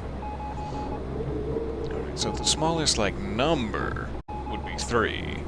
But if we're counting zeros, that would be the smallest number? Again, I don't know how math works. So it's either 3 or 0.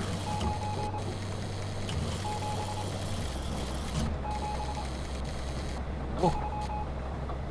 A fever dream I'm having. Jennifer, wake me up before you go. Especially if I'm all convulsive and sweaty. Oh, Jennifer! Alright, same thing, ROT point.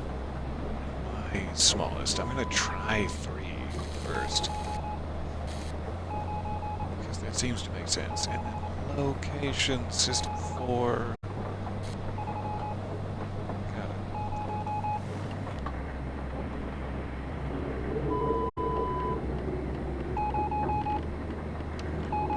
2. T. Space. Space. Try 3. See if it fails. As hard as I try to remember. Third line, as soon as I get to the input phase, it's gone. It's gone completely. Locate sys 4.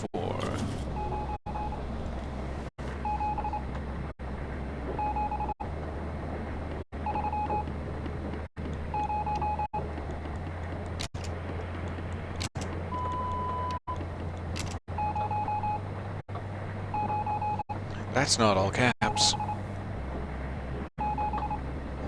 Oh well, I'm trusting it. It seems like the kind of computer system that's likely to be case sensitive. But it's none of my business, really. Alright, so try 0. Line 2.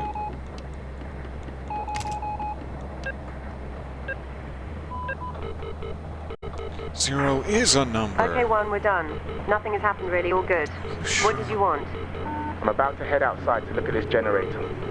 My cabin is completely out. Go outside. It's freezing. I just checked the roster and we were supposed to hear from the supply team 3 days ago. But I've had Give nothing. your nips, number 1. No responses either. Shit. The storm? I hope not. 3. Can you monitor a range? What about the way she They said use that? an emergency signal somewhere between 8,500 range. FM. See if you can track it down for me. Yeah. That's our supplies for the next 6 months. Okay. If they turn back, what do we do? We can reschedule. I'm more worried that they didn't turn back. Otherwise, we'd be having a drink by now. The boat was called 20F. God, yeah. Okay. 3. 8,500 FM somewhere. See if you can pick up a distress signal or something. You got it, number 2.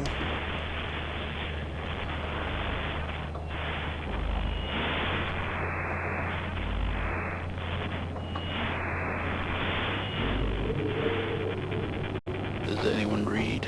This is supply vessel 20F. Do you read me? Oh my God, that's them. This is a distress signal from supply vessel 20F. Please respond. Please announce your distress. Is anyone there? We don't have here. enough supplies to last whatever this is out. We have some on board, but it's not enough. We try to turn back, but storm, or them, have messed with our GPS and sent us Who's straight them? into the What ice. on earth is he talking about? We're holed up here. We just got word from Central that New York has fallen. Everyone's gone there now. I thought us being so remote would give us time, maybe, but I can see them coming. Again, who Be ready. is them? All of you. It's 20F out. 1, are you there? Are you hearing this? Lock your door, 2. 3, do the same. What do you mean? Did you hear I don't see a the... button I for just that, got a but call from Station B at the coast. Something is happening. I don't know what, but they said we had to lock up and stay in our cabins. Then it went dead. What are you talking about? Just do it. They're here. Ugh! Who are they? Shit, 2 has a 1, there's valid another point here, number 1. GCS signal coming in. Do we process it still? Yeah. As long as the GCS number is going up, we're helping a lot of people. It was 3 last time. It's 6 this time. What does it mean? Seems strangely That's vague. good. That's good. Just Helping a lot of process the people. signals. As long as it's going up. That's it in. Okay.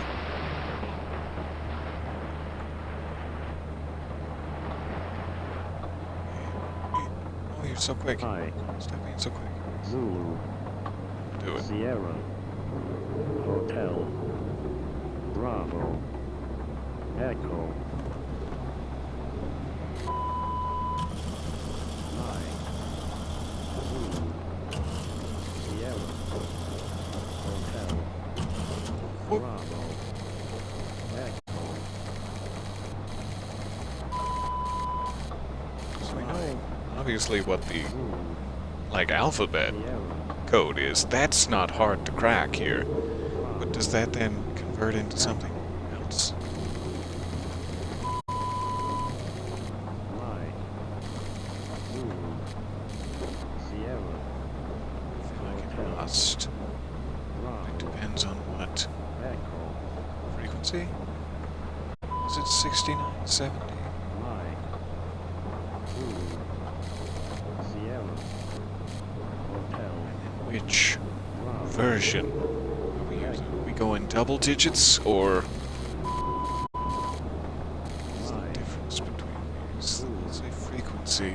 Sierra, Hotel, Bravo, Echo, I guess the chart just runs off into two. They're not separate charts, they're just starting at 14 and continuing. Sierra, Okay, so Hotel, Bravo, Echo, go for M. It's 15. Mike, C Sierra, is 2. Hotel, Bravo, Echo, 15, 2, Mike, 21, Zulu, Sierra, 2, 21. Hotel, Not going to be able to remember this. Echo, Let's go. Mike, Zulu, Sierra, Hotel, Bravo, 15, 2, 21, 10, 4, Mike, Zulu, and 7. Sierra, Seems like a long code, much longer than the other ones I've been typing in, but yeah, let's try it. And if I'm not converting it right at all, we'll find out pretty quick. Zulu, Sierra, Alright, Hotel, 2, Bravo, Echo, 10, 4, 7. Mike, Zulu, Sierra, Project Centaur. Hotel, Bravo, Echo, Mike, Zulu, Sierra, Alright. Hotel, Take me to the microfiche. Let's find Centaur. Echo, Oop. Mike, Zulu, Sierra, Hotel, That was fairly deep in the list. Echo, Mike, Receipt of this callback code. Hotel, Conversion operators must input the following command. Echo, Doesn't seem to have any special instructions. Out status. Zulu, Sierra, Hotel, Bravo, Out dot status. Mike, Zulu, This is such a fun way to solve a puzzle. I love this. Hotel, Bravo, Echo, Mike, Zulu, Sierra, Out dot status. Hotel, Bravo, Echo, CD dash data. Zulu, Sierra, Hotel, Bravo, CMD? Echo, Mike, That's not what it looked like to my eyes, but maybe it's just, yeah, CMD, dash data. Hotel. Just a little fuzzy. Bravo. Echo.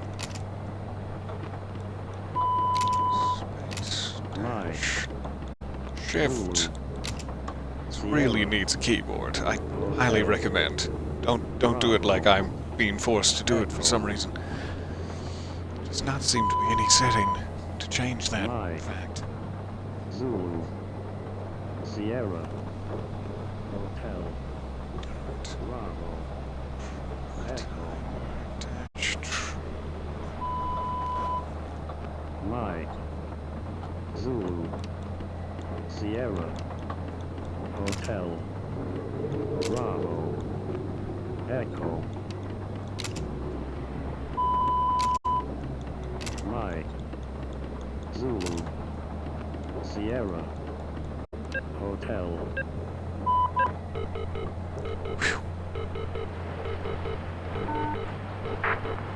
3. There's something... I don't know what I'm looking at. Cabling? 1. I can see something above 3's cabin. One of the What are power we lines down. launching exactly? And to what 1. Are you coordinates? there? I got company. Here for my porridge. Fuck. What the hell is That's that? my I porridge. can't see you from here, 1. What's going on? It's above me. Shit, it's above me. It's over Station 3 too. They're here. It sure is. What's here? Jesus, 1. What the fuck is out there? I don't know, something fine. thumpy. It's fine, you'll be fine. And this one is offline. Shit. Oh, Here's another God. signal.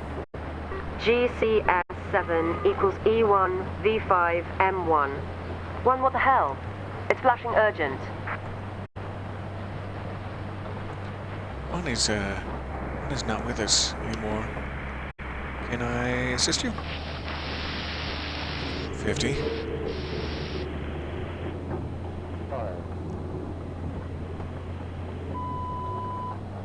Almost seems too easy. Am I missing a conversion somewhere? Let's just try it.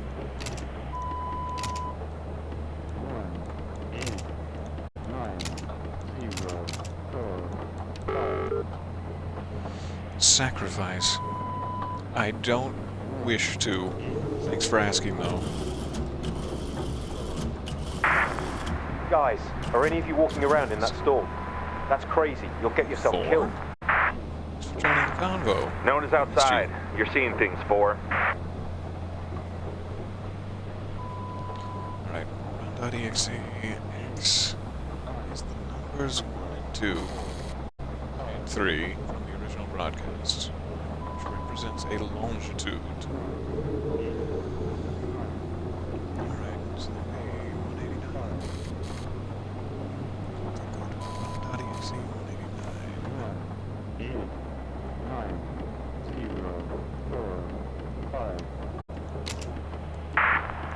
3. Number station 3. This is station 4. Do not go outside. Don't go out there. Stay inside. Lock up. Do not go out there.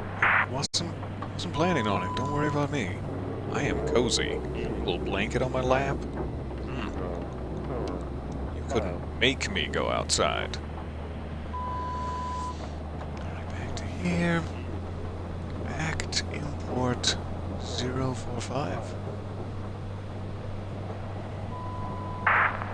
Guys, I'm shutting down Station 5 and getting the fuck out of here. They took 6. Station 6 is fucking gone. Those things just ripped it out of the ground. Oh, strong. Are they single?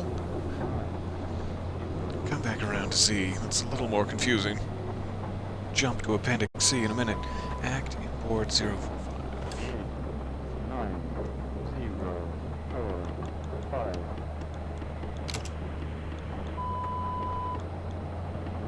Nope. Wrong way shifting.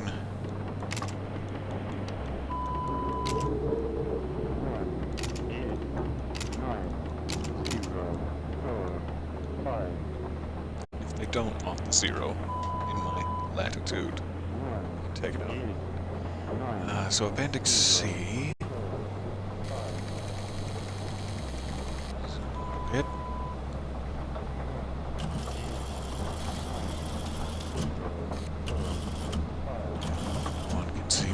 semantics.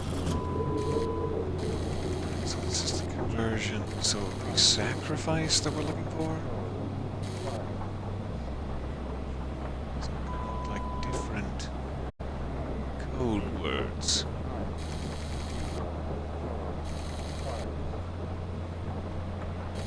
So we're probably trying to end on a code word and then translate that into a number. But I'm not entirely sure.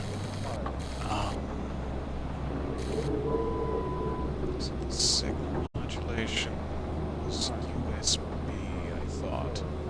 But at this point, I don't know. Is it still listed? Yes. USB 8150.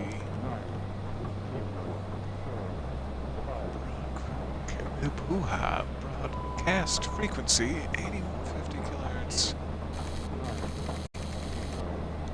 It says total of broadcast numbers 6.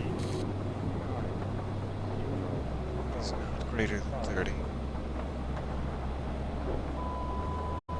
Alexander? Is that what we're looking for?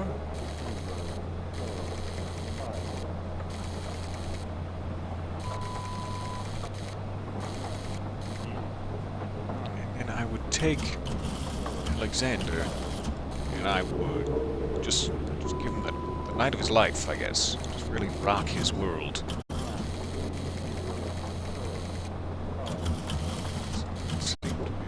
Yet, that does not seem to be relevant. This has nothing for me. So how do I make Alexander a inputable code phrase? I just convert it to numbers.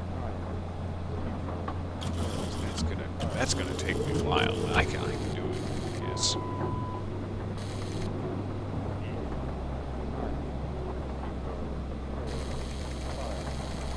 The weird thing about that plan is there is no 8150 conversion chart for letters to numbers here. So I don't know what I'm trying to do. Go back to the sacrifice page, read my instructions one more time. In there.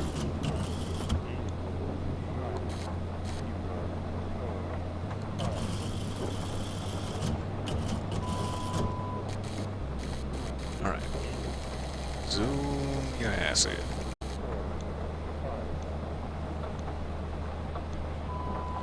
Number of letters in the authorization. Okay. 9? I think? If my fingers steer me in the right direction. So 0.1-9.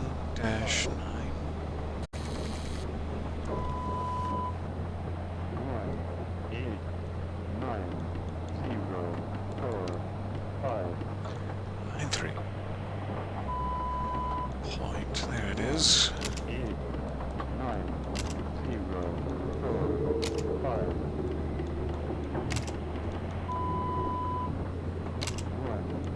Where the dash in my mind is coming from. Let's double check that. There's a dash in my mind. It's just space 1, space dash space 9, space. Sure. That's where Sean Connery wants to visit one day. The farthest reaches of space. Here's probably the easiest. Space. Give me a 9. Go. Phew. This is fantastic.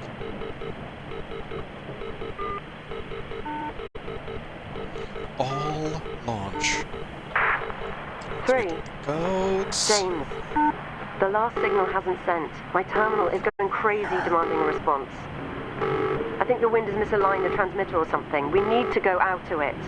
I can't go out to it. There's thumping. Please, My lanky James. legs. I'm sorry, but I can't get out. I'm trapped. You'll still be able to hear me, though. Go. Go.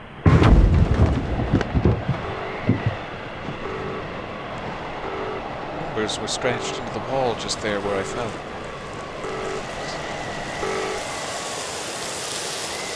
They got me. I hope you guys have a good life.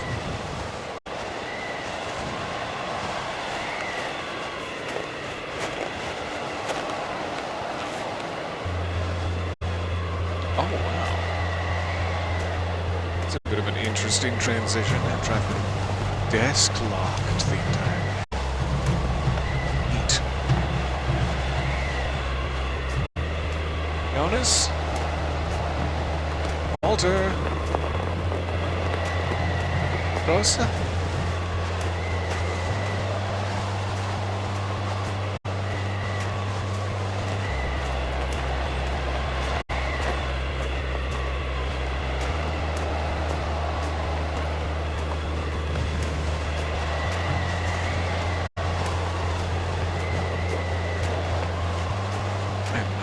Appropriate boots for this. Or have I ingested enough aqua heat to ever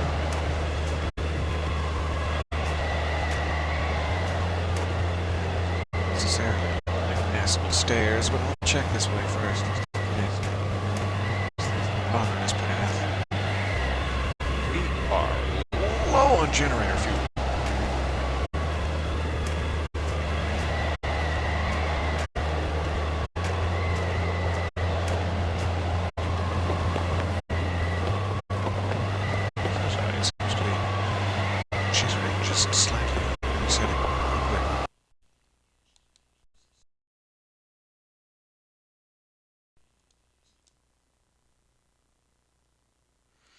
I'm back. God, I missed you. Hello there, nice to see you. Untold Stories is so good.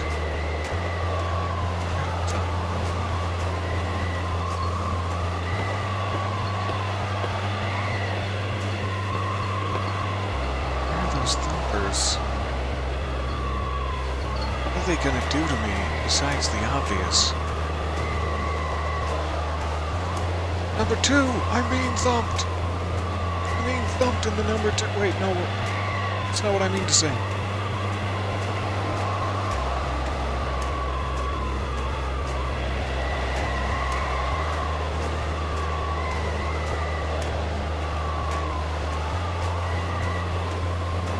Going up the stairs and going down the stairs. Productive.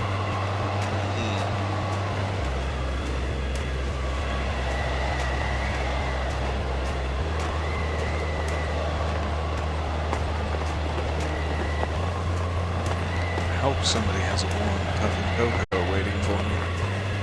I'm done with this particular one. My woolen socks soaked through to the toe knots.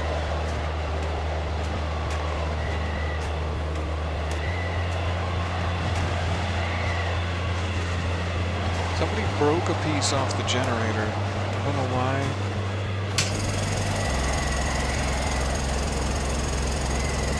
My generator's on. Is this the backyard? Am I in the backyard right now? Turning on the generator? I'm scared. Am I going to... Yeah. I'm sitting there playing computer games.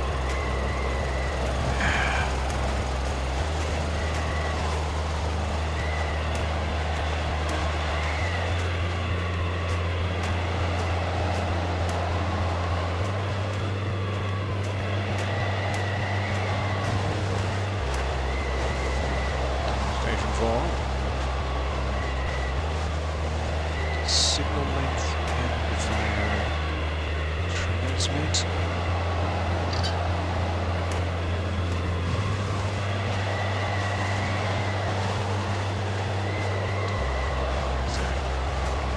Doing that. A little direction. It's unlocked.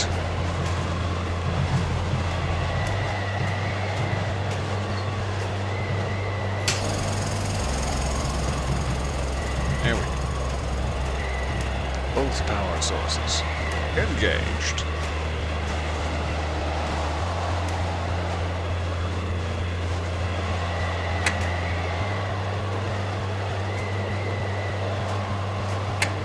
Must have a cursor that is completely invisible to me. Let's go.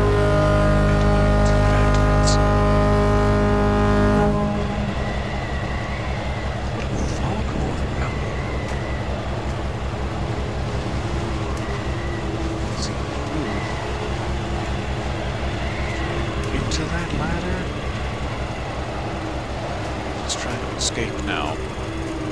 Any direction possible.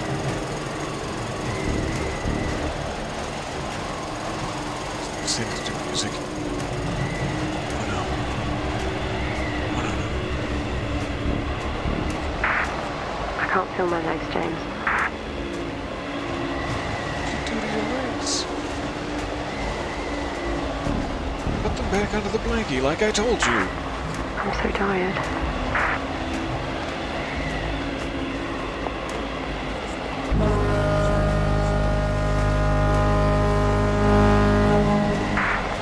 What are you doing? James, please.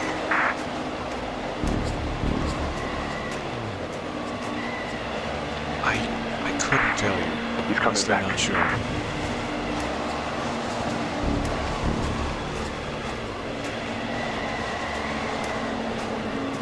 Oh, slippery there for a minute. Moving along.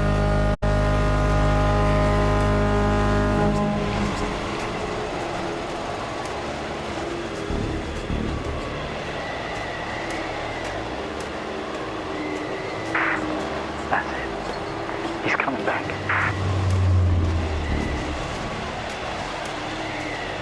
Prepare my cocoa. Almost there. James, everyone is waiting on you. You need to wake up. These Some sort of machines, they are your lifeline. fever dream? Follow them. Please. As my loved ones beg for me to wake up from some sort of deep James, go to them. Tell them what happened. Mr. Asian, can you hear me?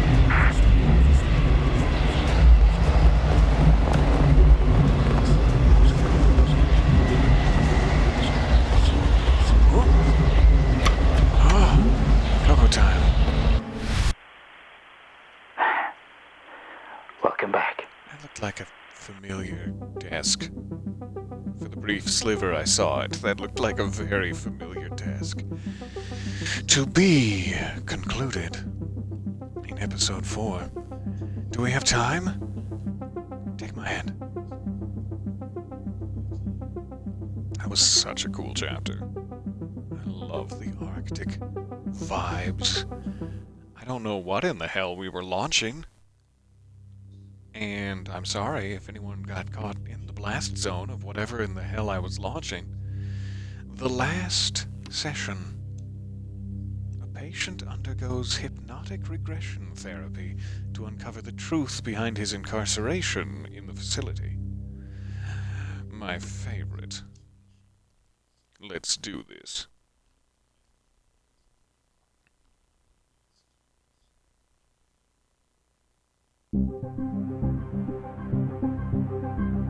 I will watch this intro as many times as they allow me. Always a pleasure. Thank you again for the suggestion. I have adored I think that's enough of that this for now. experience so far. Oh, don't interrupt the... How dare you? I was just complimenting the... But also I'm fascinated. Do go on. You're quite fond of this show, aren't you?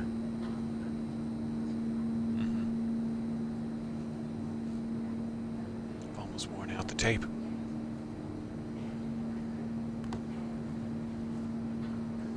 Okay, come on.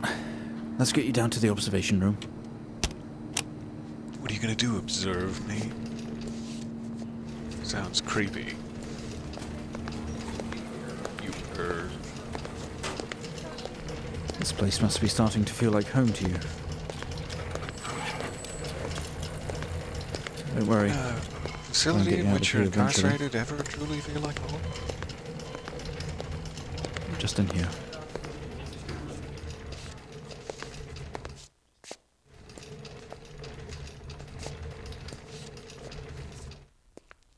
Okay, are we through in the next room? Just relax and we'll get started in a moment. Alright. Oh, I relaxed too much. I'm gonna need a new change of pants. Come back. My pants, doctor. Right, Mr. Asian, now are you ready? Just hit Suppose. record on the tape deck in front of you when you're ready. I don't want to record. I want to play. I want to play back what you've got here on your sexy little secret tapes. You thought I wouldn't think of that. You thought I'd just record over the evidence for you without even giving it a second thought, but no. I'm going to listen to it with my own ears. Nope, I've hit record. This is subject 12/19/86/23, new session entry. We have myself, Dr. Alexander, leading, and in a room we have our patient, Mr. James Asian. As we know, James has recently recovered from a 2-week coma following his accident. In our last 3 sessions, James's attempts to recollect events of the accident seen him merging his memory with his imagination. These episodes have always ended in panic, and we've had to terminate the session abruptly. Let's try and do this one better, James. So when you're ready, let's bring this back. I know how difficult this must be, but you can do this. James, it's time to remember. I don't want to think about Hoodie Girl. It's like a conscious black box. Take me back to the Show you your aliens. memories. Look into it. Alright, kissy. Come here.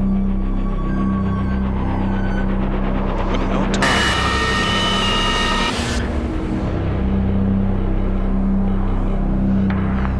In your most recent episode, you recalled a false memory of a remote weather station. You were isolated from the rest of the world, locked inside your coma. We interacted with you daily, encouraging you to wake. Your family would do number puzzles with you. Anything, really, to bring you back. People needed answers, James. Do you remember? I have another signal here for you, James. It's at 5610 FM.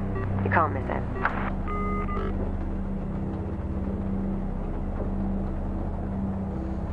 Well, if I can't miss it, then I certainly will not.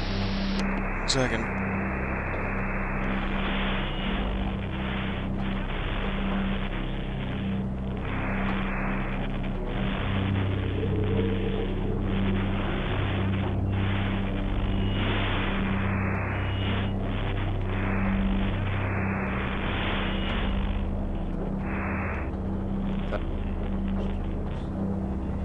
Gotta see this.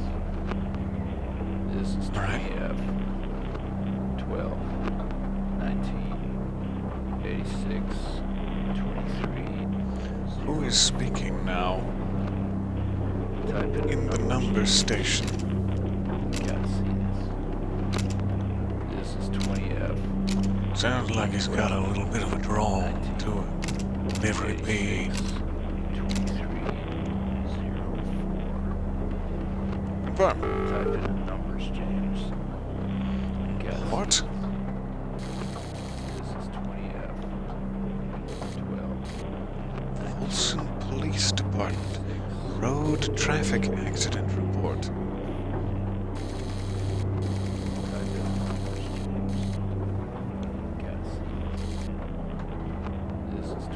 James Asian. Charles Hennings. Arrived on scene to discover 2 cars that had been involved. It goes off the screen in a manner I can't read. Involved in a near head-on collision. Mr. Asian found lying down outside his vehicle with head injuries. An ambulance was immediately called. His passenger was trapped in the vehicle in critical condition from wounds sustained in the collision. The driver of the blue sedan, Mr. Hennings, was found dead on arrival. It was noticed that there was a strong smell of whiskey, I assume, from the driver, and an empty whiskey bottle on the passenger seat. Mr. Asian was questioned on scene. He described an oncoming blue sedan. I don't know what that word is. Clearly out of control, which he swerved to avoid. Mr. Asian's passenger was his sister. Oh, Jennifer loved her hoodies. The driver driver of the blue sedan is an ex-police officer of 20 years. Type in the numbers, James. Guess. This is So I'm 20. assuming it doesn't really make it clear in the sentence itself, but I'm assuming the strong smell of whiskey came from the blue sedan that hit myself and my sister. And I am not a monster?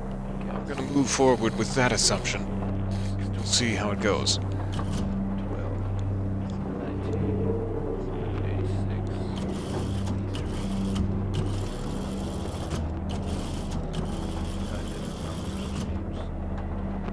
23. Alright, so what am I trying to get out of this?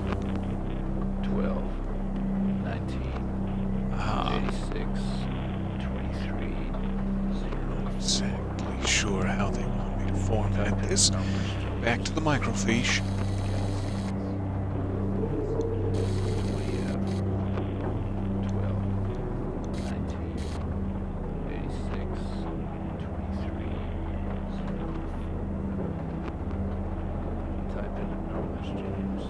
It's no necessarily clear order of information they'd like. Maybe what is circled and nothing else? Seems a bit simple. As I have 3 lines to fill in. Maybe it doesn't really matter. 23, 04. Type in the numbers, James. Guess. This is 20F. 12, 19, 86. Not even the one I filled in is correct. Alright. Type in the numbers. How do you want me to format this? This is 20F. 12, 19, 86, 23, 0. Type in the numbers, James. Guess. This is Because there's a lot of information that could potentially be included. 86, 23, 04. Type in the numbers, James. Guess. This is 20F. 12, 19, 86, 23, 04. Type in the numbers, James. Guess. This is 20F. Just listening to the 12, guy saying, like, type in the numbers, James. 23. For clues, but I don't think he's giving me any Type in indication of how to fill this in. guess. So, This is 20F. out of control. 12, Blue sedan. 19, 86, 23, 04. Type in the numbers, James. Guess. Head on into my station wagon. 12, Like, how do you want me to format this? I am a little confused. type in the numbers, James. Guess. This is 20F. 12, 19, 86, 23. It's obviously not even the Type in the numbers, James. circled information. This is 20F. It's like 12, 19, correct. 86.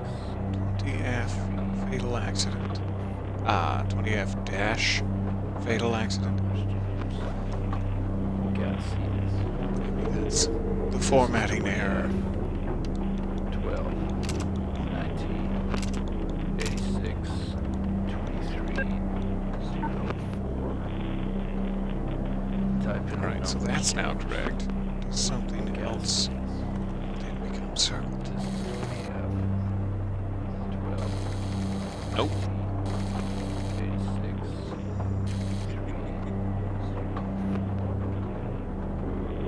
Type in the numbers, James. Guess.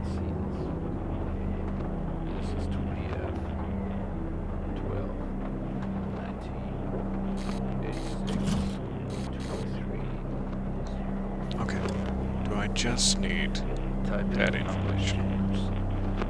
You gotta see this. This is 20F. 12, 19, 86, 23, 04. I do need to put something in line 2 and 3, assumedly. You gotta see this. This is 20F. 12, 19, 86, 23.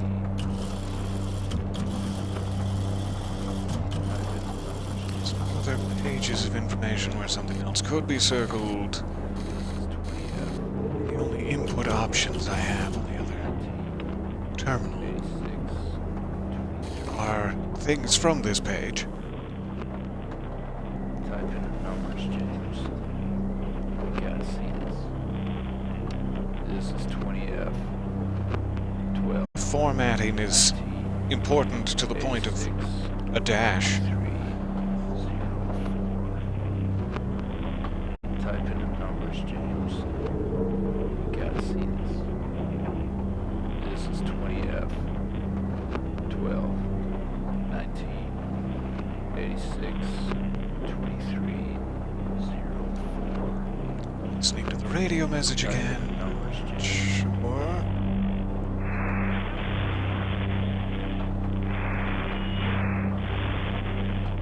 Sorry, I don't mean to be so dense here. I'm not sure what I'm missing in terms of directions.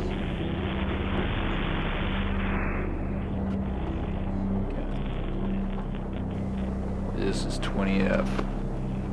12, 19, Clearer to hear him. 86, 23, 04. Type in the numbers, James. You gotta see this. This is 20F.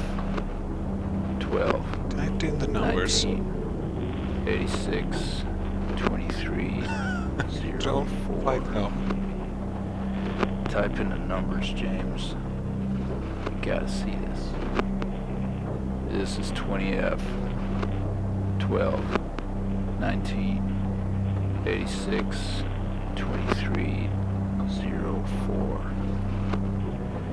Type in the numbers, James. You gotta see Numbers that he was using as a radio code This is obviously seem 20F. to be 12, 19, like a date. 86, 23, 6. 04. Type in the numbers, James. That still does not tell me how to format that information. This is 20F. So all of my meager 12. plans. 19, 86, 23, 04. Type in the numbers, James. You gotta see this. This is 20F. 12, 19, 86, 23. You'll figure it out eventually. You just keep talking. You Type in keep talking the there, numbers, James. You gotta see this. This is Assuming I'm 20F. talking to myself, calling myself James. 12, 19, 86, It's a circled. 23, 04. Type in the numbers, James. You gotta see this. This is 20F. 12, 19, 86, 23, 04. Type in the numbers, James. You gotta see this. This is 20F.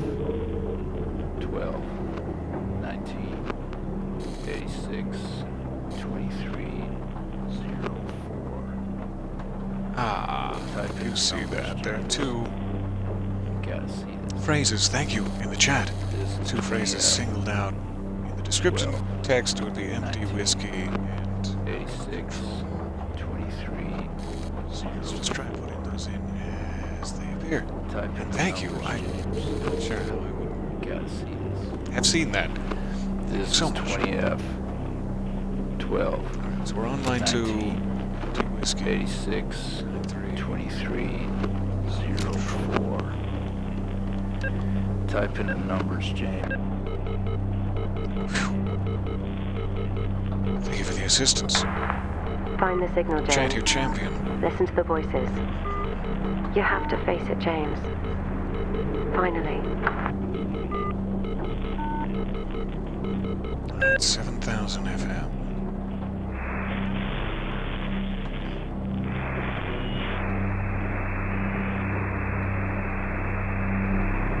It's not like him. At all. I've worked with Officer Henning for 6 years and not once have we even talked about alcohol. Drunk driving. He was a father, a husband. He was fine. No way he caused this. The door It's him. slams shut, This plunging into Haitian guy. darkness. He's A got light something to flickers hide. on.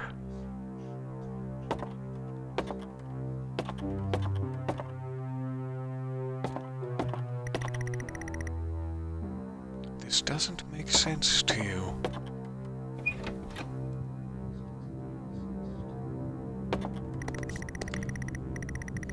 You step out into the hospital ward, only it seems abandoned. Your vision is blurry.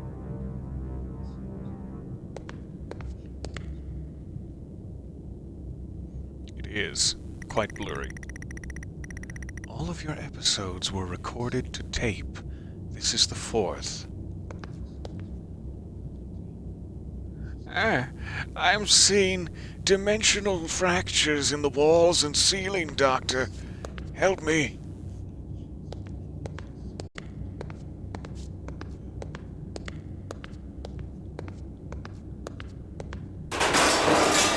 Oh no. You tense up. Someone else is here.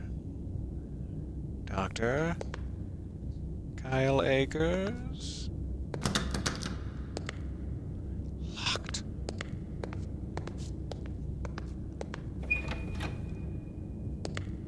Creaky?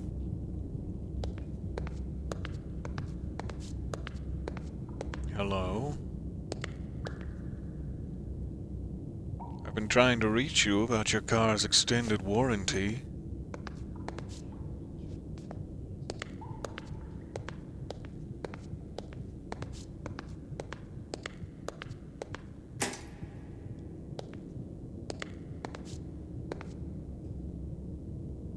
Aha. Today was the first session with Alexander's Mr. James notes. Aitken, although I fear it will certainly not be his last. When asked about events that have happened in the past, he confused fact and fiction and told us a story about a computer game that was talking to him. I think he was back at his What's own talking house, to me? My defense. his mum and dad's house, and he always talked about a room with a red X, one he couldn't get in. I don't know what any of this means or what it's got to do with the accident, but I guess some more sessions will maybe reveal that. We're going to try again tomorrow. A room with a red X, you say? How exciting for me. You've spent most waking moments in here.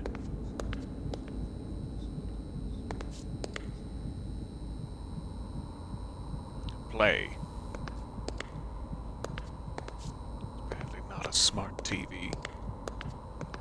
One of those 1986 smart TVs.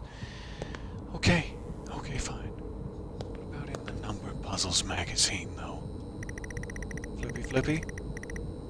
The only video they have, some horror compilation. Trash. You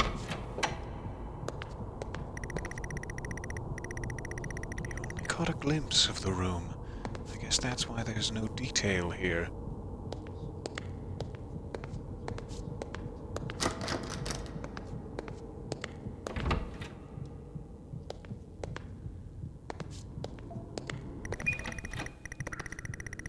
The waiting area is dark, but you feel a presence right behind you.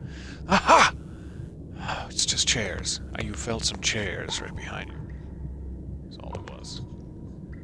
The room is so dark, I literally cannot cross the threshold. Such is the thickness of the darkitude.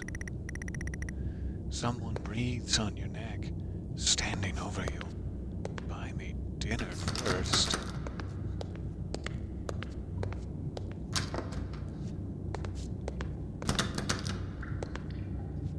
Everywhere I go, rejection. I just wanted dinner. You feel dread in the pit of your stomach.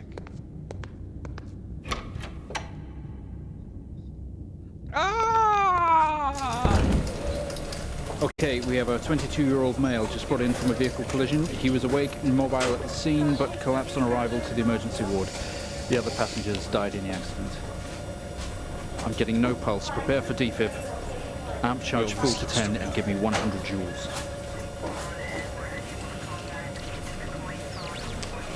Come on, 100 joules. Charge amp full to 10. 100 joules? Okay. Come on. That curvy?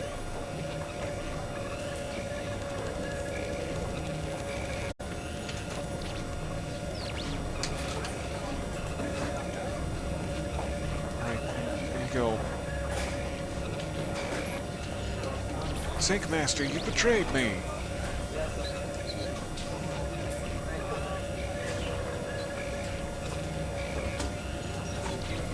Take the TV monitor. Can we get this on the screen, please? Now you have the TV. Camera.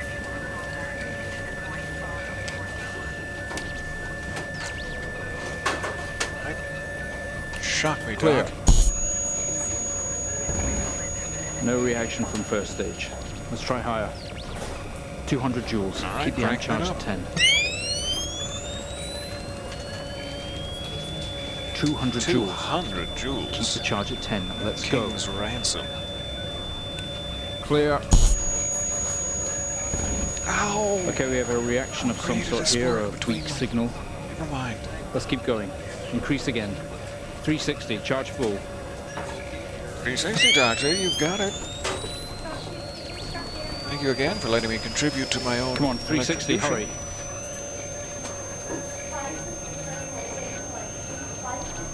Hit it, Sync Master.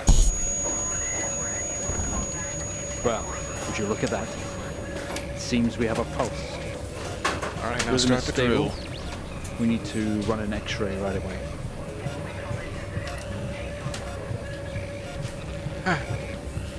Jennifer. Where are we with that X-ray? Let's get it going now, please. X-ray data.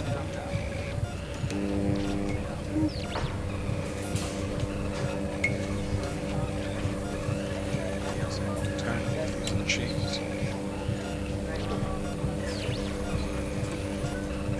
Turn off the other machines. Sync Master, you scoundrel. Looks Oh my like God. an intracerebral hemorrhage.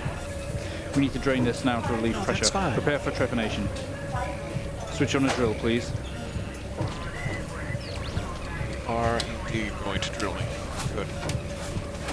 Good. The drill, please. It's switched on. What do you want? One for me. Turn off the X-ray. Stupid X-ray.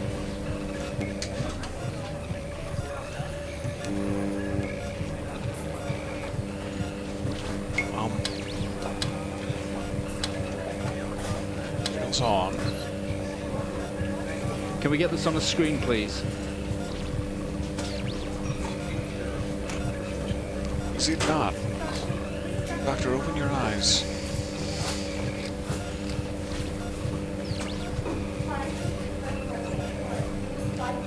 Seems to be what he needs.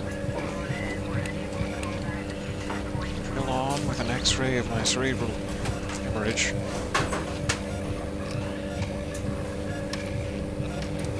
The drill, please. Yep.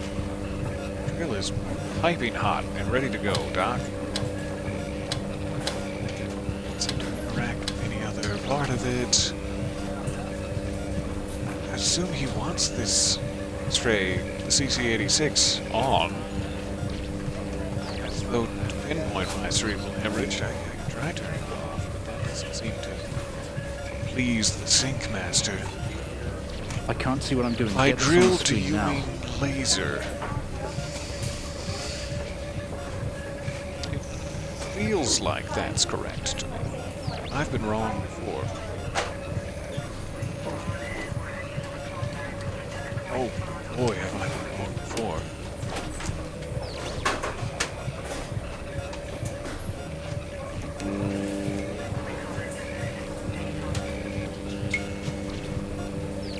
I can't see what I'm doing. Get this on the screen now.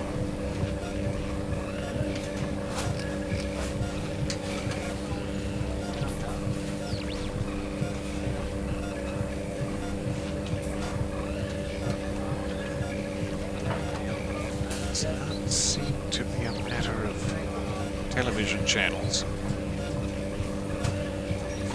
Curious.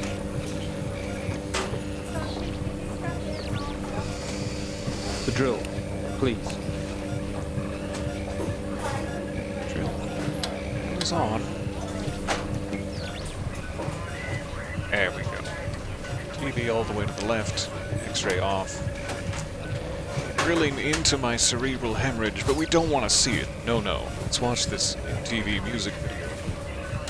Sibling's eye. Mr. Asian, you've made excellent Safer. progress. You're doing great. We need you to stay calm and try to relax while we go through these next Sure, steps. I'll just stay We're going calm. to attempt to alleviate some of this Big deal. discomfort.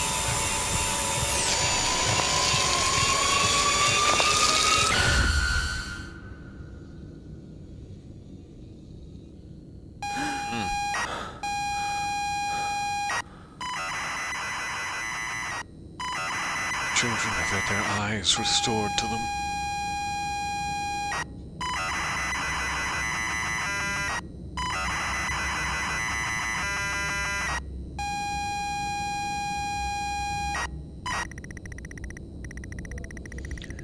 Not only is tonight New Year's Eve, but tomorrow you leave on a 6-month trip abroad with friends. Mom, Dad, and your sister Jennifer have decided to throw a party to celebrate it all. The house is full.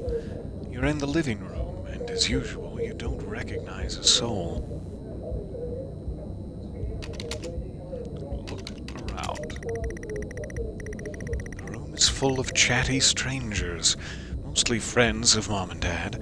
There is a door to the hall. Escape! Escape to the hall! Drink? Grape juice. Drink the hallway. Sure, drink in your friends. Ah, comrades. Drink friends. I'm sorry. I don't understand. Alright. Talk to friends. It's a bit uncommon for me. Never done this before. You exchange pleasantries, nod and smile, nod and smile.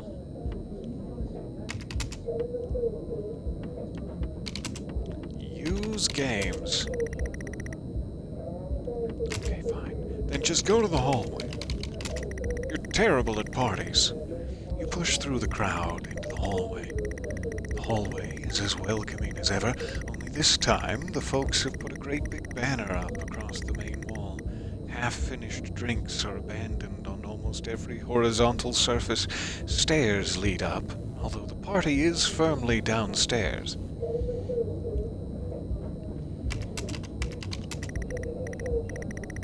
Same as ever, stairs, door to the living room, and door to the kitchen. I hope there's some fresh carcass. Go to the kitchen. Go to the kitchen. They say all the best parties are in the kitchen. The kitchen is full of people and loud. There are drinks and food on the table, and the party's in full swing. Dad has cooked a hog roast, which sits proudly on the table, although no one is eating it, because that's just a weird thing to bring to a party. Eat the hog. Eat my dad's hog. Is that the way to say it? Maybe later. You're not hungry for your dad's hog right now. Drink the hog. Maybe later. Cool. Alright, show me the utility room. Apparently there is no utility room in this reality. I've gotten so used to it. Fair. Talk to the roast. You're a good roast. We love you. Why wouldn't you understand? Come on. Call him a juicy, juicy piggy. Back to the hallway then.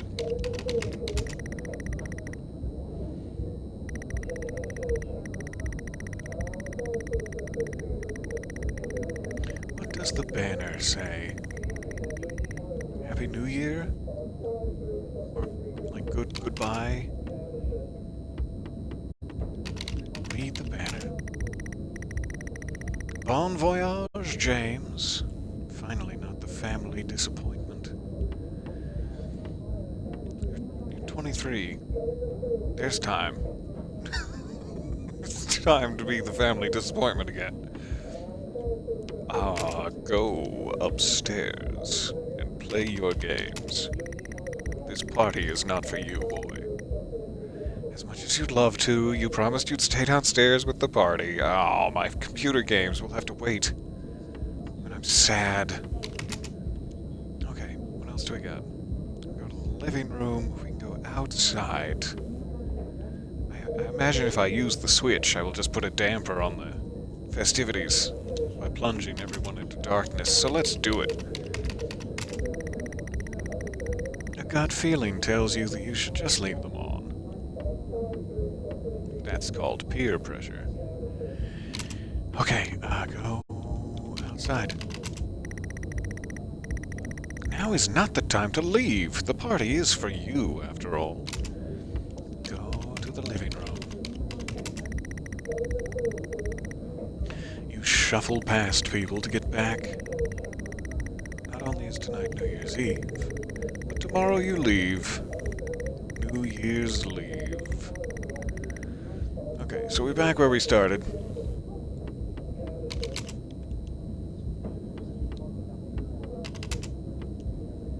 Talk to my friends again? Hey guys, it's me. I'm back from my tour of the kitchen.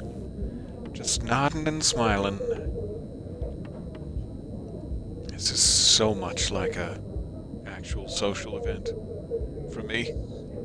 Room to room, circular patterns, nothing engaging to say, avoiding the alcohol, but trying as often as I can to lick the hog. Wait, what? Got weird there at the end. The room is full of chatty strangers. So it must not be in the living room, whatever I need to be doing. I could not go to the upstairs, and I could not go outside. Maybe we didn't fully explore the kitchen. Maybe I need to make a big scene with the roast.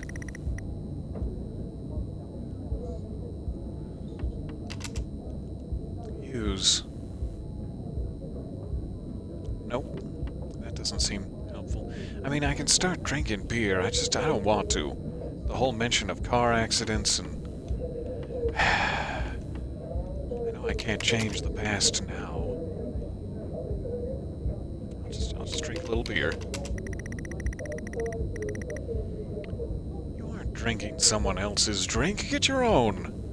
Sorry, I'll go to the kitchen and get my own.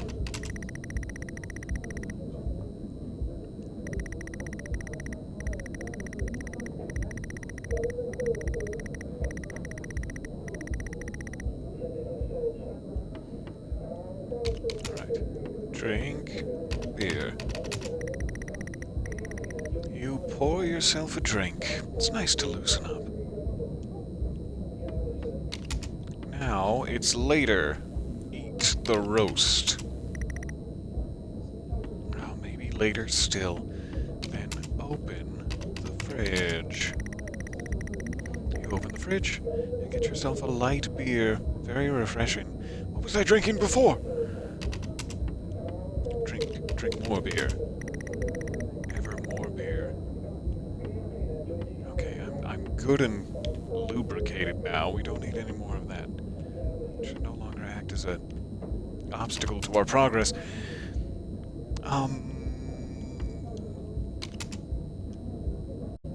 Use the roast and sort of dance it around like a comical Charlie Chaplin with his potatoes on forks situation.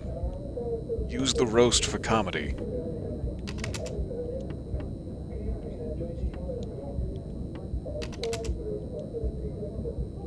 Doesn't seem to be much else I can do here. Look at the beer. There's nothing unusual about that. Look at the roast. It looks great. Crispy as all hell, just There's nothing unusual about it. I'm stuck in a social engagement with my parents' friends that is about me. Truly, I have reached hell.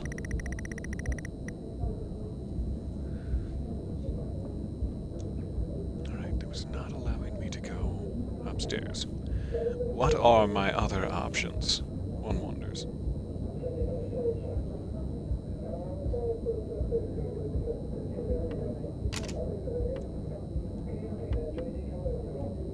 I can't do anything with the switch. I can't do anything with the outside. Just came from the kitchen, but I'm going right back in there.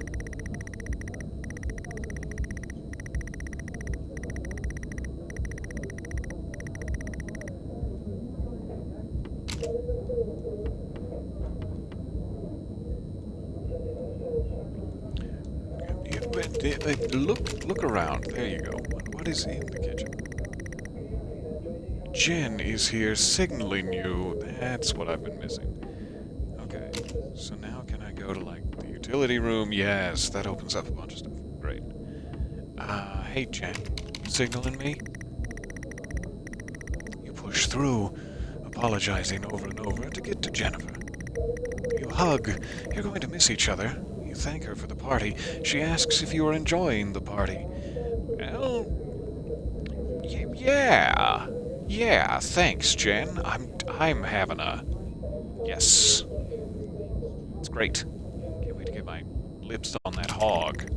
You know what I'm saying. You tell her it's great, even though you don't really know anyone. She tells you to enjoy it anyway, and to loosen up, she asks you to get her a drink. Here's your drink. Pour around. Just stare at her and pour out a beer, but none in her glass, just on the floor and table. It's a show of dominance. No, pour her a drink like a normal man. You pour Jen a drink, and one for yourself too. Well, that makes 4. I'm becoming concerned. There's never an awkward silence with Jennifer. She always has a question. She asks if you have everything sorted for the big trip. I need to clean a few more pairs of underoos in the kitchen sink once this party clears out, but other than that, yes, I'm good to go. You tell her yes, that you have packed everything with plenty of room to spare for sous vide. Another hug. Your family have really gone out their way to make this trip happen for you. It might be what you need to get some perspective and maybe not fuck up so much. Read the rest. Jen has disappeared into the crowd. You're left standing, nodding and smiling at the approving faces. There is so much to do for this move. Can't mess it up. But first, a 5th drink. No. No, my boy. Don't do it. Go to the utility room. Because this seems weirdly important in every reality. You're never allowed in here, normally. This is where Dad keeps his fine wines and whiskeys. I thought that said whistles for a second. I was like, weird combination, but okay. Way to go, Dad. Ceiling to floor racks. A collector. Although he does actually drink them, too. There's a bottle with a ribbon round it and a card. What saith the card? You pick up the whiskey and the card. It's your dad's handwriting. Son, we're so proud of you and everything you've achieved. You've earned this. It's a bottle of 25-year-old double malt, I guess, but it's gone. It's gone now. With your whiskey in hand, you take in the room around about you, okay? There must be hundreds, no thousands of pounds worth of drink in here. You really must thank your dad for the whiskey. Dad. Dad, look for Dad. Thank you. Dad got you into whiskeys. No cheap rubbish here. No. Real thick stuff that tastes like a peat bog. That's what we drink. What about your racks? I'm gonna look at my dad's rack and put my lips on his enormous hog. What? It's perfectly innocent. I don't understand why you're censoring me.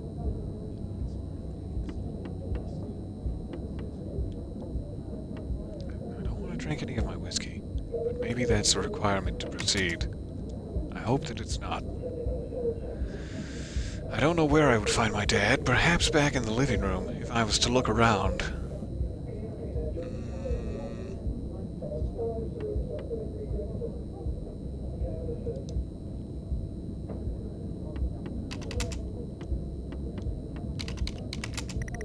Did Jen leave the kitchen? Unless she's nothing of interest, which I'm sure she is, as a human person. She must have left the kitchen. Or am I still in the utility room? Go to the kitchen. That's probably the problem. I assume that the utility room is like a small closet of the kitchen, but it's probably its own, like, garage area, quote-unquote. You stumble out of the utility room and back into the kitchen. That is one strong whiskey. I didn't even drink any. You take another swig and give the thumbs up to Dad across the room. He nods and winks. I've gotten my son into alcoholism at a young age. I'm proud. Wink. I look around. Busy and noisy. We'll need to find somewhere quieter. I know just the place. My boudoir. Hey, Jen. Did you see this whiskey my dad gave me? You can't see Jen. She must have moved through to the hall. Okay. Eat. Eat something for the love of God, boy. You're chugging that whiskey. No, eat now. You're gonna regret this. Fine. Go to the hallway then. You go back out to the hallway. A few bumps and laughs on the way through, and you make it to the hall. You stop dead in your tracks. It's Jen, covered in blood. What happened? Look at Jen. She's staring straight at you. No one else notices. Talk to Jen? Blood is dripping down her face. It's mixing with tears to create a cocktail of sadness. Oh, positive. Drink her tears. Drink tears. Drink the tears of Jen as she bleeds. Not an option? Limited? Help, Jen. I'm sorry, I don't understand. Why are you showing up on the top of the screen, too? Why did you get your font so big? Help Jen, though, seriously. No, you'd better understand. You listen to me, mister.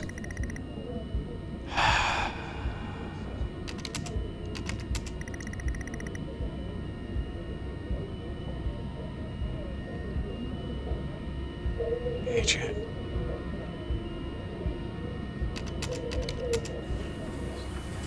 I'm sorry, I don't understand. We tried our best, Mrs. Asian, but her injuries were too severe. No, I don't understand. I was just talking to her. I'm afraid Jennifer passed away before we could get to her in surgery. We did the best we could. I'm so sorry. Where is she? Let me see her. Please, Mrs. Asian, take a seat. I don't want to take a seat. Let me talk to her. Now. I'll arrange for you to see her. In the meantime, James is in recovery. He's stable for now. I don't want to see him. That's fair, Mom. It seems as though I was the monster the entire time. You were standing in the hallway.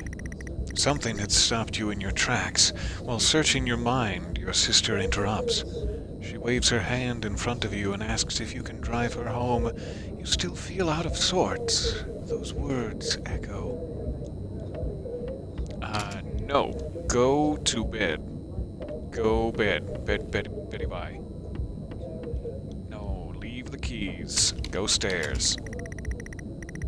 You'd love to call it a night, but Jen is waiting patiently. Well, you'll just have to call her a cab. One of those delightful, super safe, late 1980s cabs that everyone's been talking about. Drink? No. No more of that.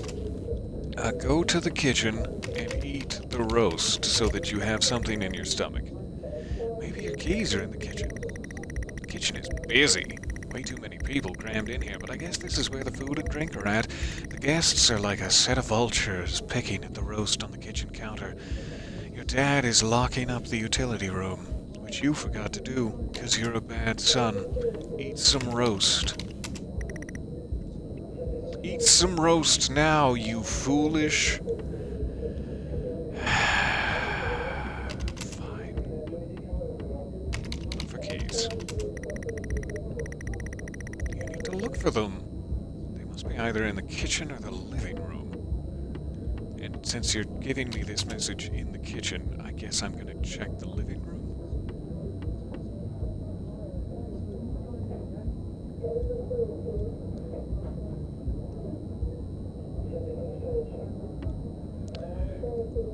Go. Hallway. It took me a long time to think about what I needed to do to get to the living room there. I'm sorry. I went quiet. Jen points to the living room and sighs as she puts on her coat. Go, living room. You're sure your keys are in the living room? Is a much more relaxed atmosphere compared to the kitchen. Various guests are sat on the chairs having civilized conversations. There's a coffee table in the middle of the room. Your mom is pouring a drink at the drinks cabinet. There is no shortage of drinks cabinets in this home. What a lovely place. I had to grow up as a child. Talk to Mom. Keys, now. That's no way to talk to your mother. Tears immediately start to appear in her eyes. My son, off to America! She gives you a hug. It's warm and gushy. Thanks, Mom. Look around. Coffee table, a drinks cabinet. One of the chairs is overflowing. I ran out of breath with jackets and coats. Probably in my coat. Look at the jackets.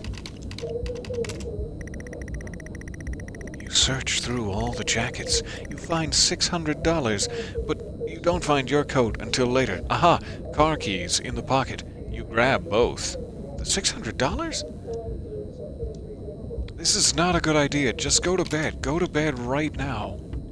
You must go to bed now. If you're not going to go to bed, at least tell your mom and dad you love them. You'll never see them again. Not in the same light, at least. And eat some goddamn roast, boy.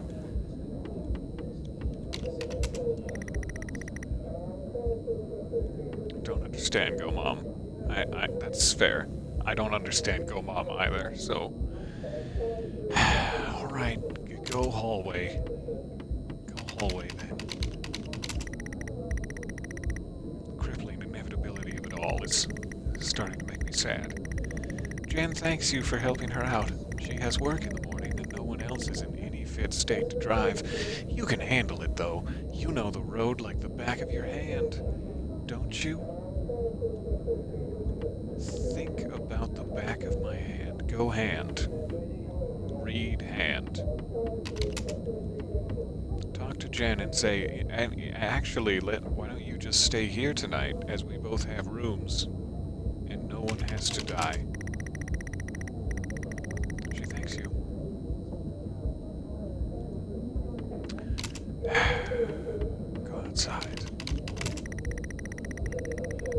open the front door and walk out into the freezing night. The cold air hits you. You're glad you have your jacket with you. There's a dusting of snow around you as you step down from the porch.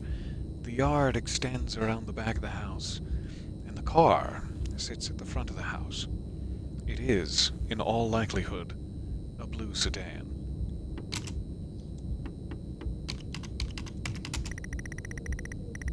You fumble with the car handle, confused, until Jen tells you to maybe use the keys in your hand. You simpleton, you. Alright, fine. Fumbling with the car keys, you eventually get the door open and climb inside. You look like a dead clown.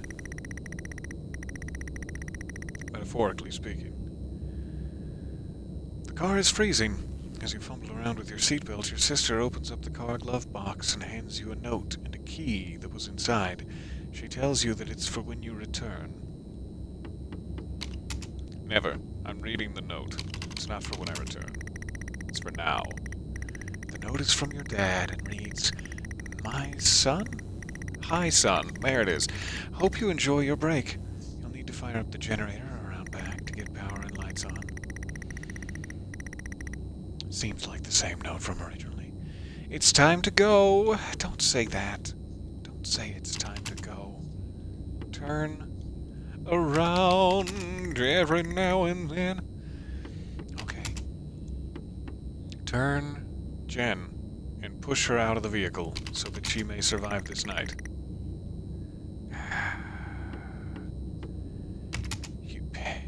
Use the brake? Use the brake to ensure we don't go anywhere. You very hesitantly release the handbrake. No, opposite. Opposite of what I want. No, put the handbrake back on. Use brake. You pull at the handbrake even though it's already off. You stare blankly for a moment. I don't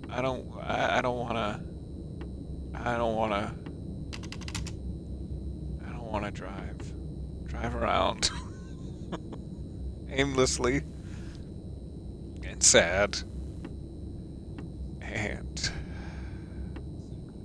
drive the car. The car doesn't move, given that the engine isn't actually on, you know. It's like you've never driven before, or are steaming drunk, like a roaring fire of drunkitude. Use the keys. It takes a number of attempts, but you eventually slot the key into the ignition. Turn the keys. You're making me do like every single step along the path to doom, and it's breaking my heart. The car roars to life. Look in your rearview mirrors. It's a very important part of this. Look at Jan for one last time. She's trying to get warmed up in the freezing cold car. You'd better get moving. Talk to Jan. She stares. Really? Move! And so, you drive the car. Put the car in gear and pull out the driveway like a first-time driver. You really shouldn't be driving. I am driving very drunk on the road towards the town where your sister stays. Jen started dozing off as soon as the journey got going. It shouldn't take long. You come to a junction.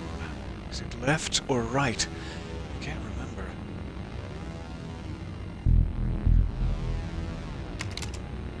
Look left. Both ways. There's no time for that right now. There's always time to look both ways. Okay, fine. Drive left. Don't want to. Better ask Jen for directions. Shake Jen violently awake. She grunts and throws her arm to the left. It's left. Of course it's left. Because there's certainly nothing right about it. Go left. You turn the car left at the junction and accelerate off. Confident that you're on the right road now, you loosen up and put your foot down on the accelerator. You feel powerful as the engine roars at your command. speaking to some sort of deep-seated insecurity, perhaps. Jen sits up in her chair and clutches your arm. She asks you to slow down. Do that. Use the brake. Don't, not while you're going super fast. Don't just yank the handbrake. Stop using the accelerator. Don't use the accelerator more. Man, these are some confusing options. Go slower. Go slow. Look at the accelerator and focus on it. There's no time for that.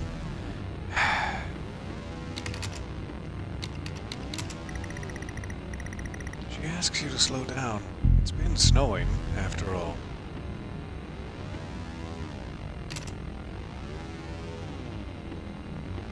I don't know if there's any way to go slower. I'm gonna try to use the brake, but hope that it's not the handbrake. Just like the normal brake, just brake a little. It's not what really happened. You're all over the place, James. Pull over. Jen is hitting your arm and yelling at you. Crazy sister. Strange. There's a set of headlights coming directly at you, but like really slow. Like slow motion. Look. Oh, I wanted to look at the headlights. Never mind. Alright, use the brake. Please. Try to react, but your body isn't responding. There's nothing you can do to stop this. There is no way to James, control for it. fuck's sake, pull Lights merge with your car. Outside joins the inside. The whole world around you begins to scream. It was at this very moment, wasn't it, James? The moment you lost it all. Your sister, your parents, yourself. And then you made it worse. Go on. Show us what you did. Wake up in the car. The world is upside down. Your seatbelt struggles against gravity, trying to hold you in your seat. Impact into another car has torn a hole in the chassis.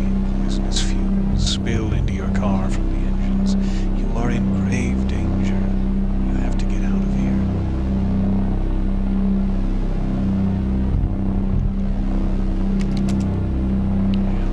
Jen. You can't do anything for her right now. You need to help yourself. Use seatbelt. Release yourself from the seat. Gravity takes over as you slump onto the roof of the car. Help Jen. You can't do anything for her right now. Are you sure? You sure about that, James? Are you sure about that? Talk to Jen. She's drifting in and out of consciousness. She's very weak.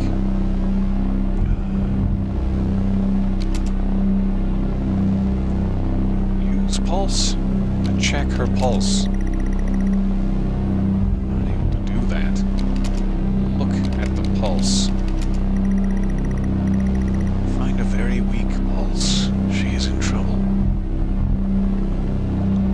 Please help her now. Come on. Alright, use the door. Squeeze through the wreckage and fall to your knees on the ground next to your vehicle. Every breath brings pain to your chest. Your head is throbbing. The blue car is smashed into the passenger side of your car. Your life cannot be ruined by this. You are standing holding your whiskey, and your dad's note and flashing lights are approaching at a distance. Put down the whiskey. No, don't. No. Don't make me do this. Don't make me do this.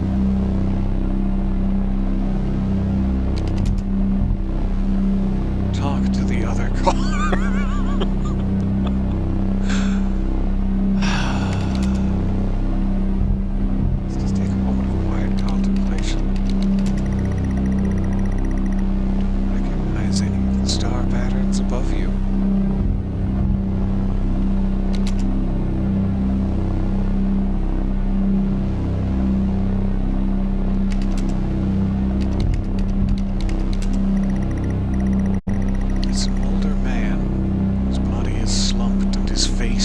disembodied.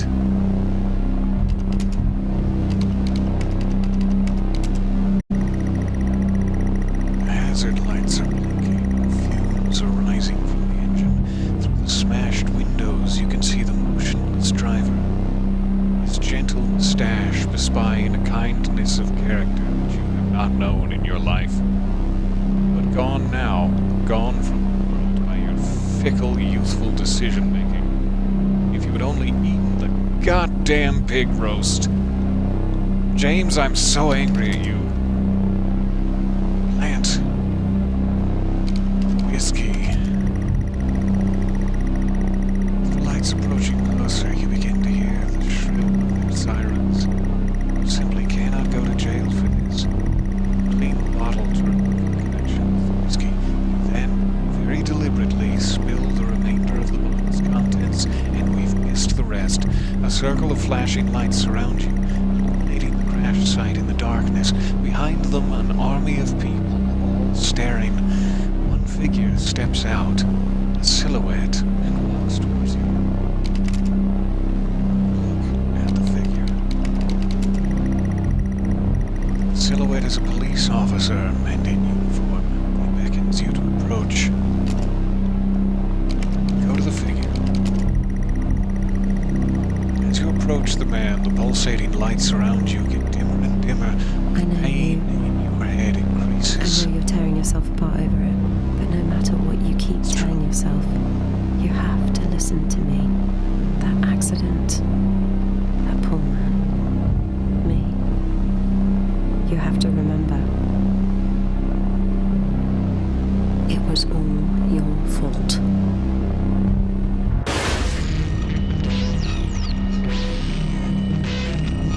I know what you did. How you left me there to protect yourself. Planting evidence on some poor man. You went headfirst into that officer and you wrecked all of our lives. And then you couldn't even take responsibility. You did the right thing for you and no one else. Save yourself. Only it was wrong, wasn't it? Look at you now. Utterly consumed by it. Say it, James. That door you never opened. You don't say it. Resurgery? Say it. Tell them. It was all my fault! It was all my fault. Listen to yourself.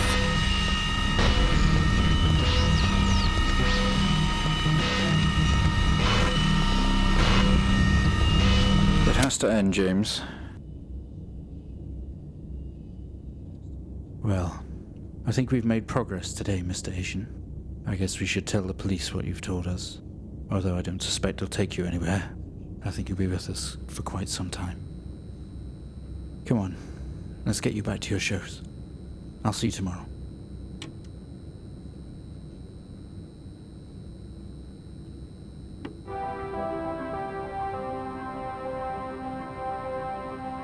Well, I'm devastated. What a privilege.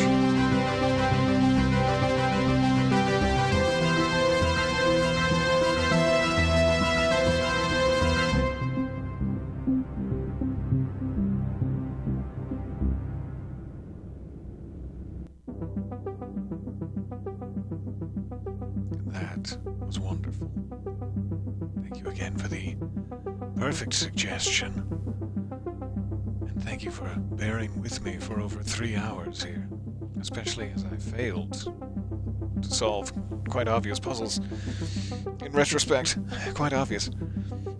It is a privilege to hang out with you. And now I'm gonna just sit in quiet contemplation for the rest of the day, probably interspersed with screams of it was all my fault. James, you... There's nothing I can do. And it's all your fault, James. I'm never gonna forgive you for that.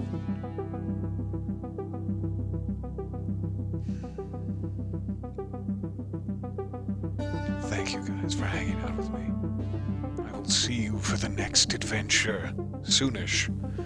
We probably, if you're catching this live, have about 2 weeks or so, 4 sessions perhaps, before Alan Wake 2 is released for our big end of October bash, which I'm very much looking forward to.